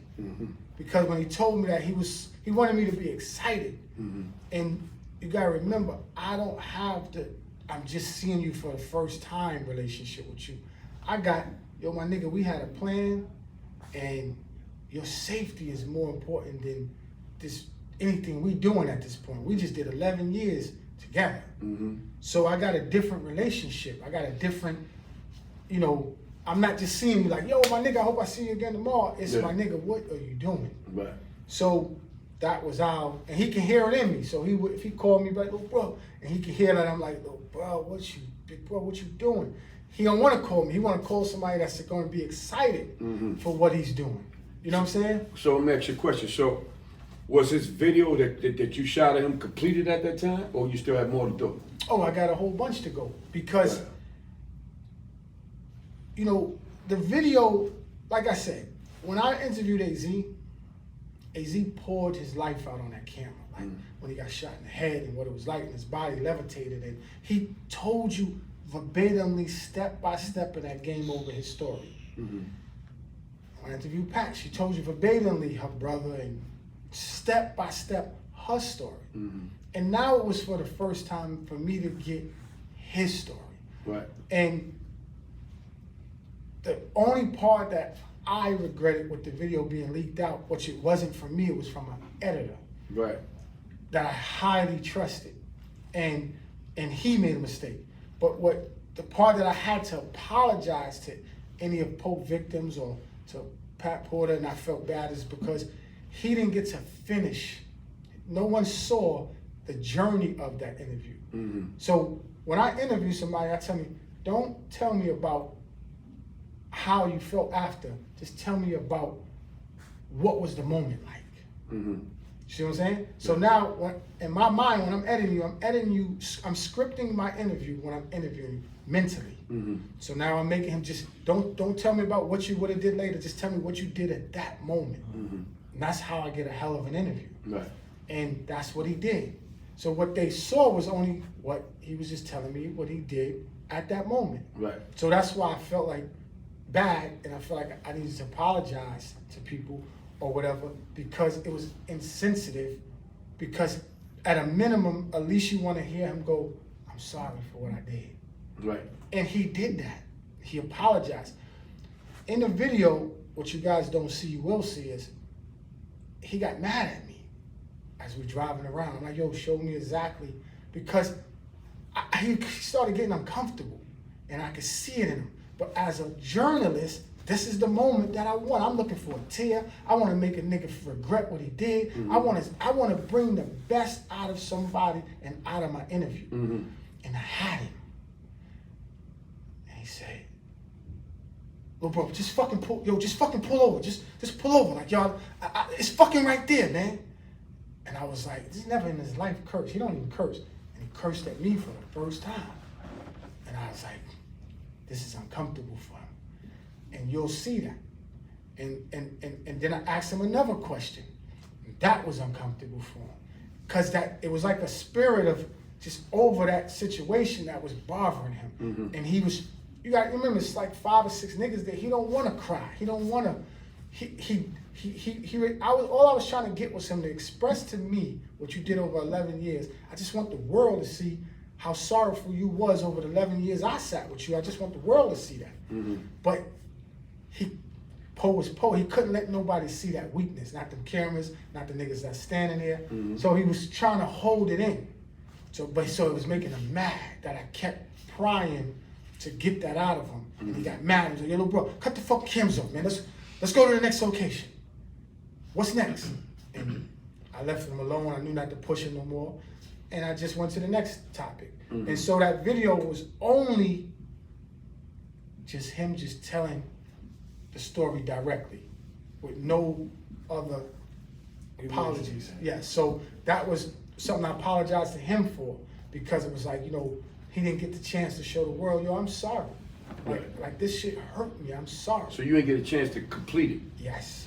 And then hold up. And then the white dude, the editor, leaked it. He didn't leak it. Usually when you editing if I'm in a different state or I'm somewhere else, you can send me files, right? And I can get it. You can put them in a storage and you can send them. Mm-hmm. He put them in a storage on one of these platforms, but he never locked the storage. Mm-hmm. So what happens is other people who are part of that platform can see your work. Right. Wow. That's all that happened. And it got snatched. Wow. Because he didn't lock he didn't put it under private. It's real. It's real. Y'all listen, like Doc said, it's a big interview. And this is key information that needed to be heard, because a lot of people, the streets, like you said, it was you and his family who was, or the guys who wasn't rats in jail and the guys who was rats. It's the streets and the barbershops, the ones who be having that talk. But what we was hearing is like, first, who shot the joint, Alpo home? Yeah. He glorified killing Rich Porter, and they saying like this guy Troy Reed put it out there that it was on your ass. This is what's going on in the streets now. You know what I'm saying? That's why it's important to hear what Troy's saying right now, because this is the behind the scenes or the stuff that wasn't able to be heard or told, and this man right here telling y'all how it really went down and how it's really supposed to go. But Alpo was so reluctant at a point to get the real part he tried to capture out, and that's why it went the way it went. Correct? Yeah. How Alpo felt about that when it came out? He's mad at you? No, because we have a brotherhood. So he already know the nigga that just took care of me for 11 years, he ain't gonna do that. There was no reason for me to do. There's no financial gain for me to do that. So, but he just was like, "Little bro, how did that happen?" So once he came to the house, we got the editor on the phone, and I showed him what happened, and we went through all the emotions about what happened. He understood, okay, that's something that can happen. Mm-hmm. But people was going so hard that making him sound like he was glorifying it, and he didn't like that part. Mm-hmm. So that's the part where he was like, he started asking me, "Little bro, like people were telling me that, you making money on the side." I said, "My nigga, if you ask me that again," because he asked me once and I answered it. Mm-hmm. And he asked me again, I said, "My nigga, if you ask me that again, our brotherhood is over." Now she's starting to go to the left now. Yeah, and I said, "Our brotherhood is over." And he was like, no, nah, little bro, I'm not saying you nigga, I know better, I'm not listening to these niggas, ooh, but I'm just saying, I just want to be able to go back to them to tell them that I know my little brother. And I said, but big bro, you know better than to ask me that, my nigga. Who was with you on them 11 joints? Them niggas that's asking you that? I said, come on. So once we had that little brotherly love talk, we snapped out of it. You know what I'm saying? We snapped out of it. And he knew it just was a mistake. And you know, he asked me, he said, yo, little bro, could you do an apology tape or something? I said, of course, I'm gonna do that regardless, just for, you know, for the families and whoever else. I said, I need to do that because as a producer, I dropped the ball. It wasn't Poe's fault. It wasn't nobody's fault. It was Troy Reed's fault. And of the person who I put in place to keep something sacred. I dropped the ball. So as a man, I man up and say, yo, listen, I did that. You know what's important about what you did, Troy? Accountability. Is because you interviewed AZ. I mean, you shot AZ, right? Filmed AZ. You filmed Pat Porter. That's Rich Porter family. You know what I'm saying? And then to do Alpo and like make it come out like that, like I know they was looking like, hold on, I trusted Troy to film me and get my story, and now he gonna come up behind it like that. So that apology and you coming out like that, I know a lot of people felt relief on their side, on the Porter side. Well, I have to because you know what I mean? Because I have so much respect for Pat. That's what I'm saying. Yeah. That once again, Pat is just not somebody I just was knowing. I had a friendship with her. And actually, before I even went to do his first documentary, I asked her, would you be okay if I do his story?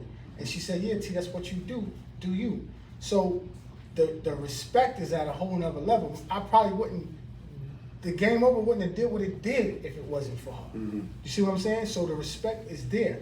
Same for A. I got a spiritual relationship that I had with A at that time. So you don't have to put something down to bring yourself up. You just don't have to. You don't have to tell a story to sell anything. Right. This nigga gonna sell anyway. Right. So you don't have to do all of that. So it wasn't that type of play. It was just, you gotta remember, I'm a journalist, I'm a producer.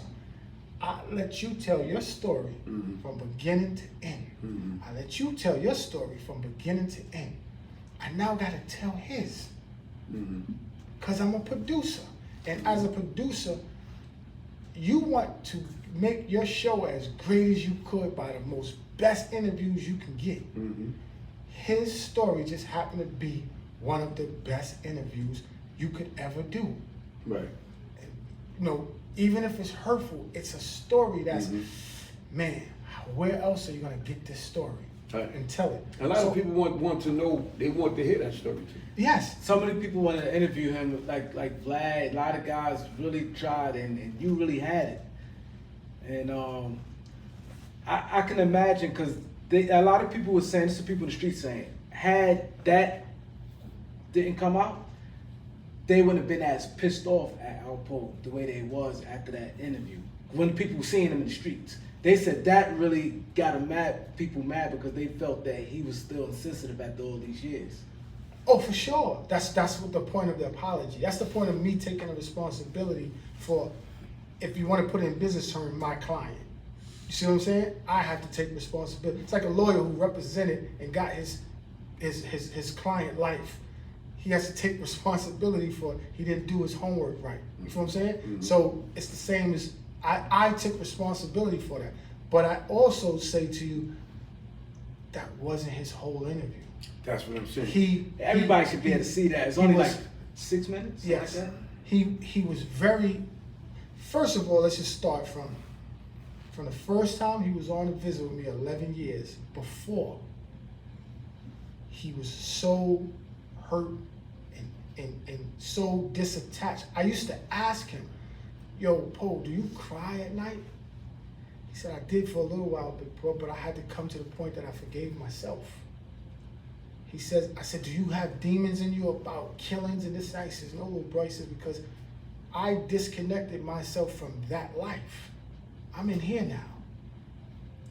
I don't have that connection no more because that is not who I thrive to be over these last 14 years, because it was 14 years or 15 years at that time. So now I'm disconnected and I renewed my spirit and myself into God. So this is the person that we're talking to. So this is the person I just was trying to get out on that interview. Okay. You see what I'm saying? It's just, remember, his story goes from A to Z. Y'all just happen to see N. You Right. see, and the rest of the. And then alphabets. it came out when it wasn't supposed to come out, and you didn't get to capture everything you wanted to capture, and then boom, people gonna think worse before they think good. Yes. Now all the drama came behind it. So let me ask you this. Let's say if it came out the way you want to come out, the whole, you was gonna bring it out in pieces, or you was gonna bring it out? A lot of times, a lot of these guys, they bring it out pieces for a money grab. Like bring 5 minutes here, 8 minutes here, 10 minutes here. Like, to generate much money as possible. That's could have been dangerous too. Cause like you said, people seeing bits of it and ain't seeing the whole thing. So was you going to drop it, the whole thing? If you'd have dropped the whole thing, how you think the response would have been? Well, if it's a series, it'll build up to that point. So, today's time, there's not enough content. And it's a lot of work to create content.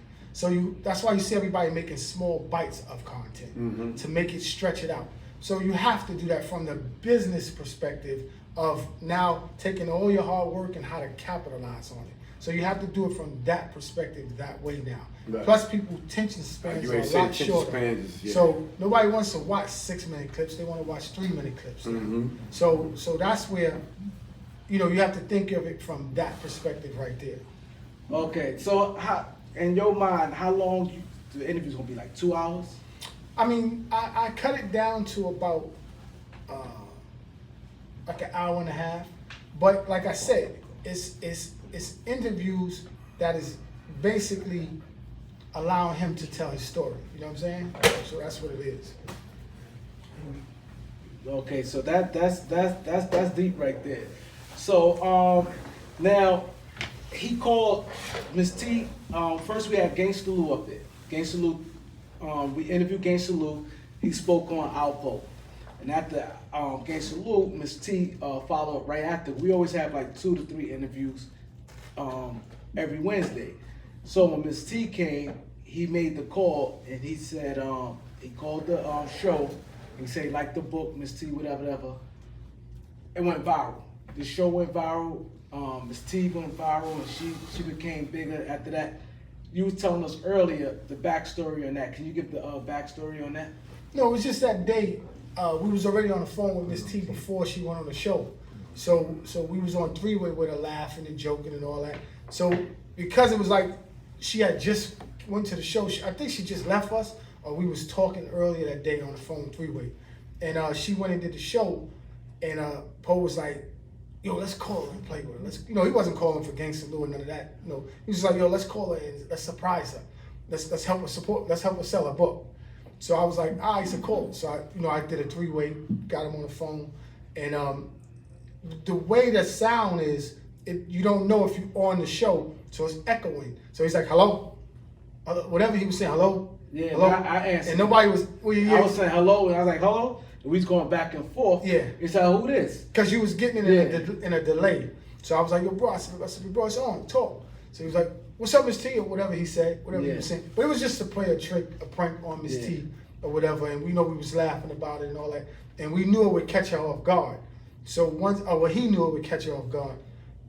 So once I guess the show was over, he called her and was like, yo, I caught you off guard. He was just playing with her, you know what I'm saying? Because he had said, this is Poe. And we was like, who? He said, Alpo. And then he said, this is Alpo. And we looked at each other, like, dang, is nigga playing with somebody playing with us or something? Yeah. And then we said, that's niggas like, that sound like that nigga voice. Yeah. And then, we had the critics, like you get critics. You're a journalist and a producer, we're journalists. So they like, yo, the niggas on the beat 139 was shook and all that. He wasn't fucking shook, man. We were trying to see, if that was really Alpo calling or was it a prank? We thought it was a prank at first. Yeah. But then When we caught it, we was like, dang, is that Alpo? I mean, he for wasn't real? pranking. He just was. Yeah, but I'm just No, saying, we didn't think, we thought it was somebody else. anybody calling like fuck was nobody knew 100% that he was home at this time. Yeah.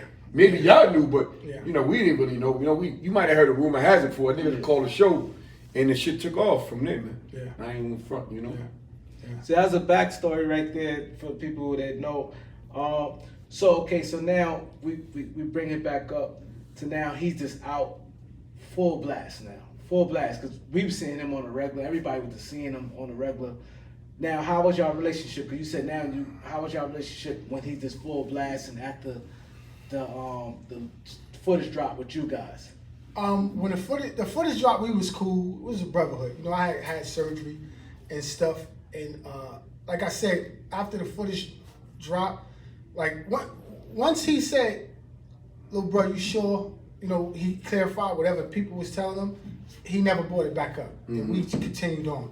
And you know, I had a surgery at the time because I had 3 open heart surgeries, and I got to get a heart transplant. And he came to the house every other day. Every time that he was down here, he'd come to the house to come see me, bring me something to eat, bring me food, just kick it with me, laugh, joke, or whatever. We just get on FaceTime with different people, play pranks and whatever. And so we got past that. But slowly and surely, he not slowly, fastly, he just started getting comfortable with New York.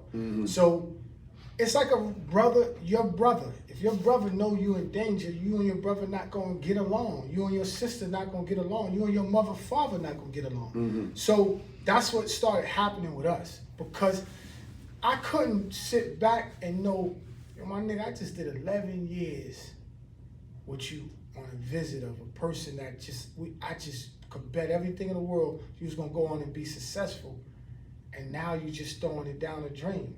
So a true friend and a true brother ain't gonna never sit back and be okay with that. Right. And that was our relationship. So when I saw him doing what he was doing, and then just him alone, he'll be like, "Little bro," I'll be like, "Yo, what's up? What you doing?" He'll be like, "Yo, little bro, I'm gonna call you later," because he's here. Right. He's running around and he's with certain people, and you know, much love to Dart and Max. Yeah. You know what I'm saying? Because you know they was with him. You know what I'm saying? Like once you know, me and him came to the point was like, little big bro, you know, do you? You know, he took Max and he took Dart, and that was his little crew, his new crew or whatever. You know what I'm saying? Right. And it was cool because those are my men as well, and they good dudes. You know what I'm saying? Right. Poe wasn't interested in hanging around no tough guys. Right. He wasn't with no niggas that's with that, because he wasn't on it like that. Right. So he just found some other smooth niggas that he can carry it with, and which was like, yo, do you, or whatever. But he just, you know, he kept getting comfortable, and then I started to say, yo, well, if it's COVID and all that, and I'm gonna sit in New York, I might as well sit in California. Right. So I started telling him, yo, man, come with me to California, man. Like I once lived there. I never got to stay there, and I want to go back. And I was like, yo, trust me, we could do some big things there. Let's go to California. And he used to laugh, man. He's like, man, little bro, leave me fuck alone about La La Land. Nigga, I ain't going with you to La La Land. I'm good here. And I would, every time he got in front of me, I would badger him about it. Because he would always bring me food while I was sick. Even though we ain't like we was, he still would always come see me. Right. And finally, I packed up all my shit, put it in the car, got it ready to ship it, and he came to the house and he was like, little bro, you really, he got mad. He was like, little bro, you really leaving me? You leaving? I was like, nigga, I'm out. I was like, let's go. And we went to iPix in Fort Lee, and we had a heart-to-heart talk, and I was like, yo, my bro, like, come on, let's get out of here, man. And I tried to, like, give him my last talk to him. That nigga said, little bro, leave me the fuck alone about leaving Harlem, man. This is, whatever gonna happen, man. Like, let me be. And he don't curse. So if he says a curse in a sentence, he feels some way. Yeah. So he said, no, bro, leave me the fuck alone, man, about that. Whatever gonna be, let it be. And I said, but bro, I can't pay for your sins. He said, I ain't asking you to. I said, all right, love you. Slapped him 5, and I knew from that day on, we don't know what's gonna happen. Yeah. To jump in real quick, cause we had Mel Max here on Sunday, and you know the way he was speaking about Poe, you know what I'm saying, was like that was his brother, man. You know, he loved that dude, man. You know what I'm saying, and like if you watch the interview, You see, say he was taking them to Memphis. They was going to St. Louis. You know, wherever they in Harlem, he made the helmet for the Harley and the jacket and the this and the that. You know, getting them fly and all that type of stuff. You know, it was like from you. Then Dart was taking him everywhere. You know what I'm saying? You see him Barry Wine, a popular place in Harlem. I connected him with Dart. But there it is there. So that's what I'm trying to say. Like, which was cool because these is good dudes. They like me. Dart like me. Maxie like me. They good dudes. So it's never, you know, that was supposed to be our crew. Right. But what I was trying to, me and Poe, what I kept trying to get them to understand was everything you're doing is gonna come, just on a different level. Right. So what you're trying to do in Harlem, nigga, you're gonna do in Hollywood. Let's get there. Let's get it to that level. You feel what I'm saying? But he had unfinished business. Alpo had unfinished business, which was, I want to feel that feeling of Alpo again, one last time. And that was the battle. Because everybody around him, Max Melly, Dart, we know Albert. But Alpo was morphing. And, you know, Max was, ego. Yeah, the ego. And Max was not just being a friend, helping him. Just my nigga, I'm gonna keep him fly. So, you know, it's all with it. We're going in the direction he want to go. You understand what I'm saying? Right. Which is understandable. But, you know, my thing with Poe was like, big bro, it's gonna come, but you gotta go, let's go wait for that moment to happen. And he already got touched. He already was touched with a little bit of the people recognizing him. It would bug him out that somebody recognized him. They double back to come back to ask could they take a picture, autograph. That was bugging him out. Right. Because remember, you sitting in a cell for 24 joints. You're in jail for 24 years and nobody's on that visit. You feel like you forgotten. You gone. When he came out, there was no Alpo, there was no cars, there was none of that. Stripped away for 24 years. So the buildup now of, holy shit, I am Alpo, was like, it's like a nigga that could go to the NBA, but he'd rather go get drug money now. Yeah. That's what it was. Like Pee Wee Kirkland.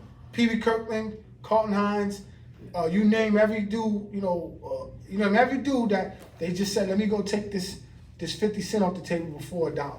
Yeah. And that's what he was thinking, like, let me go be famous in the street and not give the chance to be famous in Hollywood, and the street is still going to come to as well. And he just didn't give that moment, that the opportunity. So your plan for him was Hollywood, like the movies or something? It was movies, it was books, it was because Poe could do whatever he wanted to do. You gotta remember, in this day and time, we only seen 3 or 5 or 4 gangsters like him. You gotta remember, all the gangsters that got a better story than him, they can't tell it. All the people they killed, they can't tell it. So what makes Sammy the Bull, Nicky Barnes, Alpo so extraordinary is they could tell it. Right. That's why they're the best interview. They're the best excitement. They're the best for entertainment because they can tell it. Right. And all I was trying to tell Poe was, listen, big bro, let's compact this information of who you are, and we're gonna slowly give it out to the world. You can give it to a book, you can give it to a movie, you can give it to a TV series, but let's pack it. And in this day and time with social media, nigga, you don't need to go to nobody. Right. Load up Sammy the Bull is making hundreds of thousands of dollars right now just behind a desk in his house. And that was the plan. Is to, milk this cow for as long as you could independently and then take it to corporate America because the world is going to take you to the next level. And it showed when he died, if he would have just did it that way, he went viral anyway. He just went viral dead. Right. Instead of alive. That was going to happen regardless. And he just didn't understand that. And you got to remember, at the end of the day, I have to chalk it up to Poe was one of those last situations. And he was a real street nigga, and that was ultimately, he really didn't care about Hollywood. He preferred more caring about the streets. Right. So he actually died the way he had expected it regardless, because he's a real street nigga. That's why he told you at the eye pick what he told you. Yo, Don't worry everything about gonna it. be what it's gonna be. What it's gonna be. So this book, right? Because I keep looking at it. So let's talk about the book, right?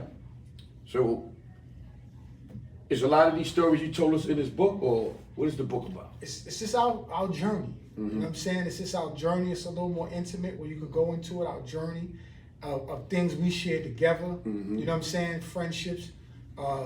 It's most of our most intimate moments as men. Like, you know, another thing in this day and time is, I don't even know if young boys even get to feel like, but you know how hard that is to be intimate with another nigga? That don't really exist. And probably if it do, that nigga's dead already, out of your life, gone. Or it might have been your dad, it might have been whatever, but that don't exist. He was in such a good space that he allowed us both to be intimate with one another as men and share darkest moments, deepest moments, when his mother died or this and that, like all of those, that's in the book to like, and I'm not here to even sell a book. You know what I'm saying? I'm just here at this point just doing an interview.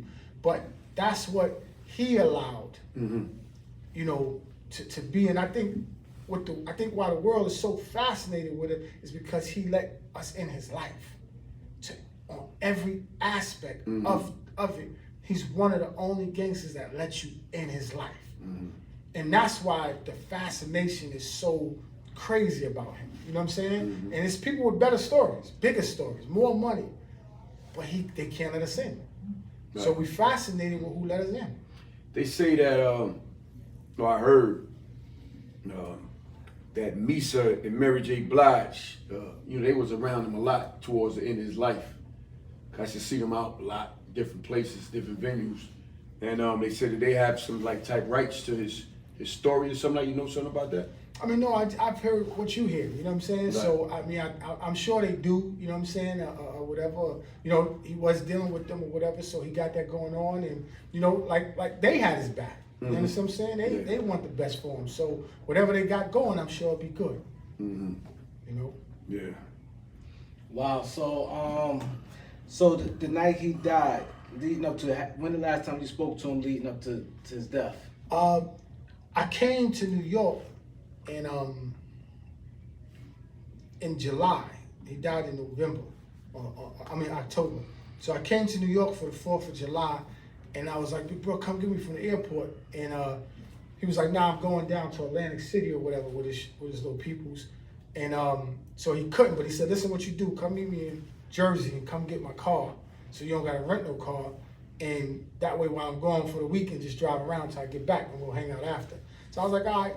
Went from the airport, I came to get his car, and I drove around his little black Honda Accord he had. I drove around it for the whole weekend. And when he got back, I was leaving. So I was like, big bro, I gotta bring you your car back. So I was like, I leave like 6 in the morning. So he was like, all right, big bro. He said, listen, I'll drive you to the airport. But when I got there, he was so tired, because he just drove back from Atlantic City. He was like, listen, let me call you Uber. And I was like, all right. And I went to give him a hug, and when I gave him a hug, he had a bulletproof vest on. And I was like, I touched him again, and I was like, really? And he was like, hey, leave me alone. Cause he know I'm gonna be like, nigga, what are you doing? And I knew like, part of me also, I was at bar wine with him before we went to the airport. So I was at bar wine with him, and he was in there behind the bar giving drinks and giving food, and he was chilling. So actually a part of me was like, probably he will be all right in Harlem. You know what I'm saying? Because there was so much love while he was in there from everybody that I was like, probably he might be okay here. So when we finally got to Jersey, he gave me a hug, he called me an Uber. And I went, you know, he just wanted to patronize me, not let me pay, and he paid for it and stuff. And when I left him, I felt like he might be all right. He probably is accepted. You know what I'm saying? And we laughed and joked for the next few months, and I just thought everything was good with him. You know what I'm saying? But then he called me about a week or two before, and he was like, about a week before, he was like, "No, bro." He said, "Man, I get what you were saying, man." He said, "These niggas out here be pump faking, man." He said, "I see why you left, and I see why what you was trying to tell me. He did tell me this. He said, I see what you was trying to tell me.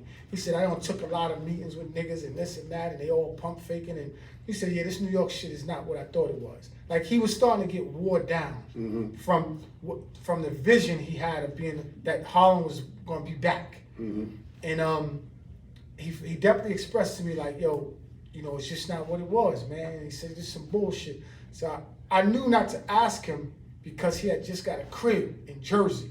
So I already knew he's not gonna come to Cali, so I ain't even gonna ask him.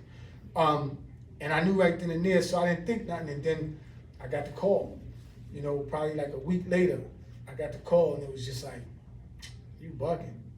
And you know, and to be honest, the notion was, I done seen a lot of niggas die. The best niggas die. And it's always the nigga you least expect to die, which we all know. And part of me in the back of my head, you know, I used to always tell him like, yo, bro, you're not gonna see it coming because of the young boys out here. You never gonna know. And he'll shut you down with me, I don't wanna hear that shit. You know what I'm saying? And so that was the first thing that just came to my mind was like, they got him. You know what I'm saying? That shit just broke my heart. That shit was like, because remember, I'm not dealing with Alpo, fuck Alpo. I'm dealing with Alberto. Nice. This is a brother. This is a 11-year, ultimately 15 years because he was out 5 years. This is a 15-year relationship and 11 years of me and this man on a visit. In every intimate moment, I was with him, walking through it with him, and I watched him express that to me. So my concern is different for him. You see what I'm saying? So when that happened, it just was like, you know, that bothered me. You know what I'm saying? It just, though you know what it is, can't make no excuse for what he did and not doing none of that. It's just still the bond we had. You know what I'm saying? So. Wow.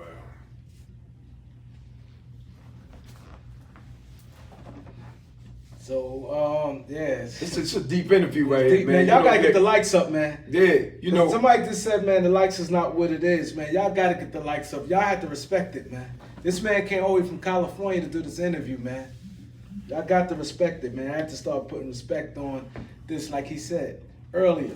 He said he respect anybody who pick up these things here, because it's not easy.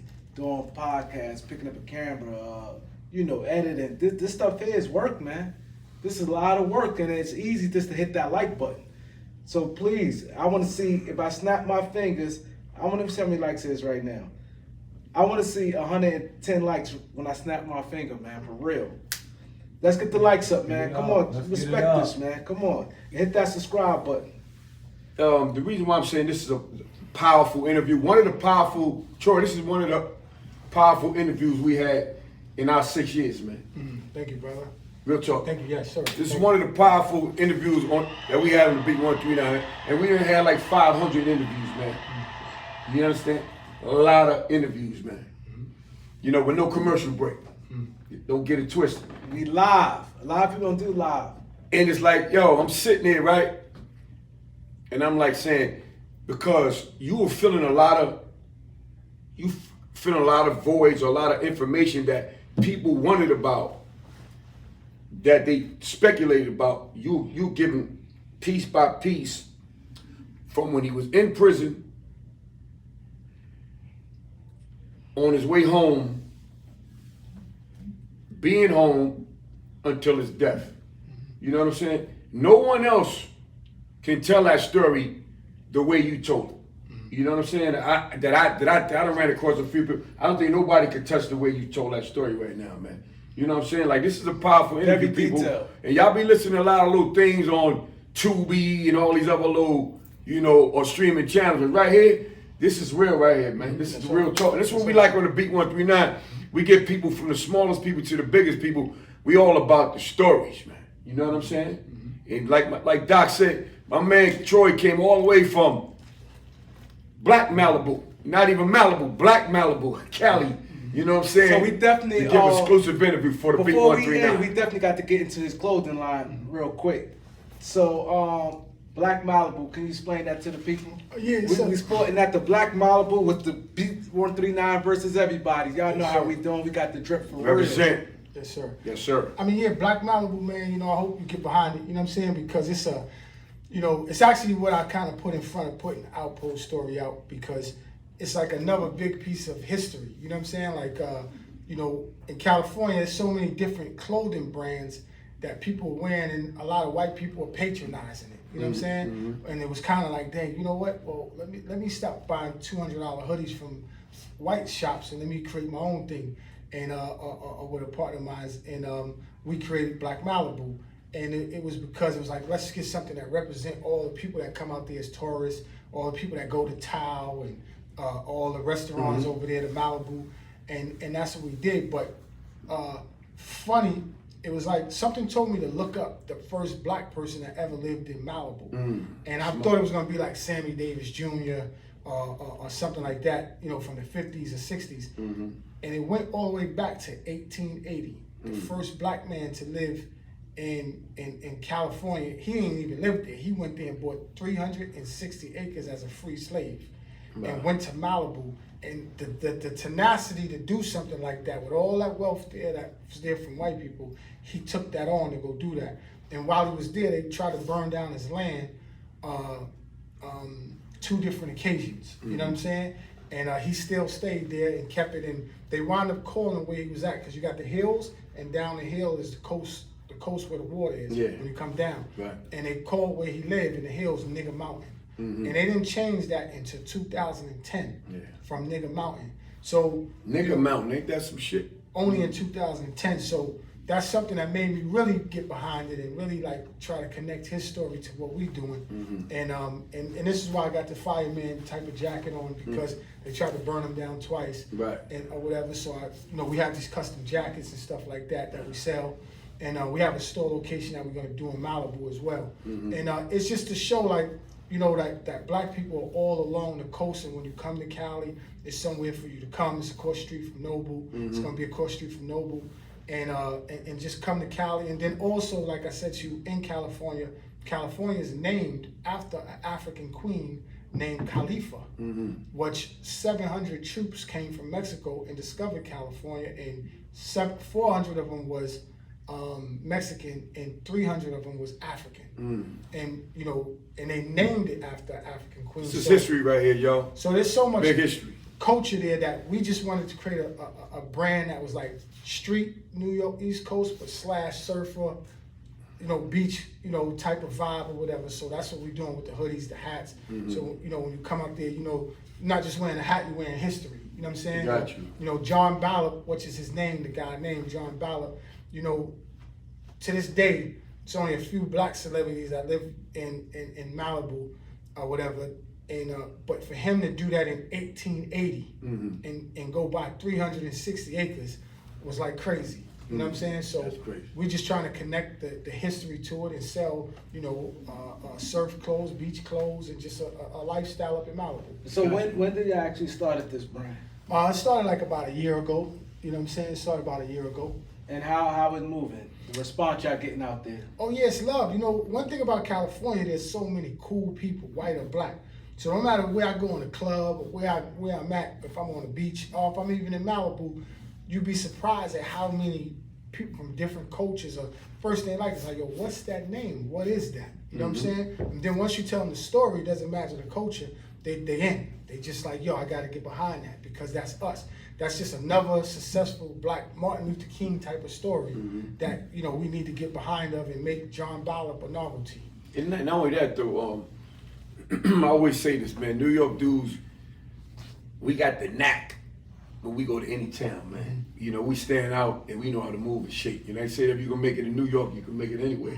So you coming out there with that New York swag and all that, combined with what you learned from the Cali swag, I don't see you doing nothing but winning, brother. Yeah. You know So your partner, he's from Cali? Yeah, he's from California. Oh, so that's good. So you from New York, he from Cali. That's how you do it. You gotta know somebody in the town, like I said. So Troy, before you go, right, I need you to tell all of followers and all the viewers right now, all the body of work that you produce thus far. Like you got a whole on your Instagram, you got a list of tell them all the names that you did. You got some big names on it. Tell them all the names, man. I mean, well, first you can go to Troy Reed Official on Instagram. You go, make sure you go follow Black Malibu Clothing more so than anything. You know what I'm Follow saying? Black Malibu. Black Malibu Clothing. And so definitely follow that. But, you know, like I said, I started out with a documentary called The Game Over. And I did The Game Over. I did the Larry Davis story. I did the Carlton Hines story, which was an amazing story. I did another documentary called The Scarface for Life with a bunch of brothers that did over 100 years in prison combined. I did The Son of Preacher, which is Preacher's son. I did an interview with him. I did Rayful Edmonds story from DC. I did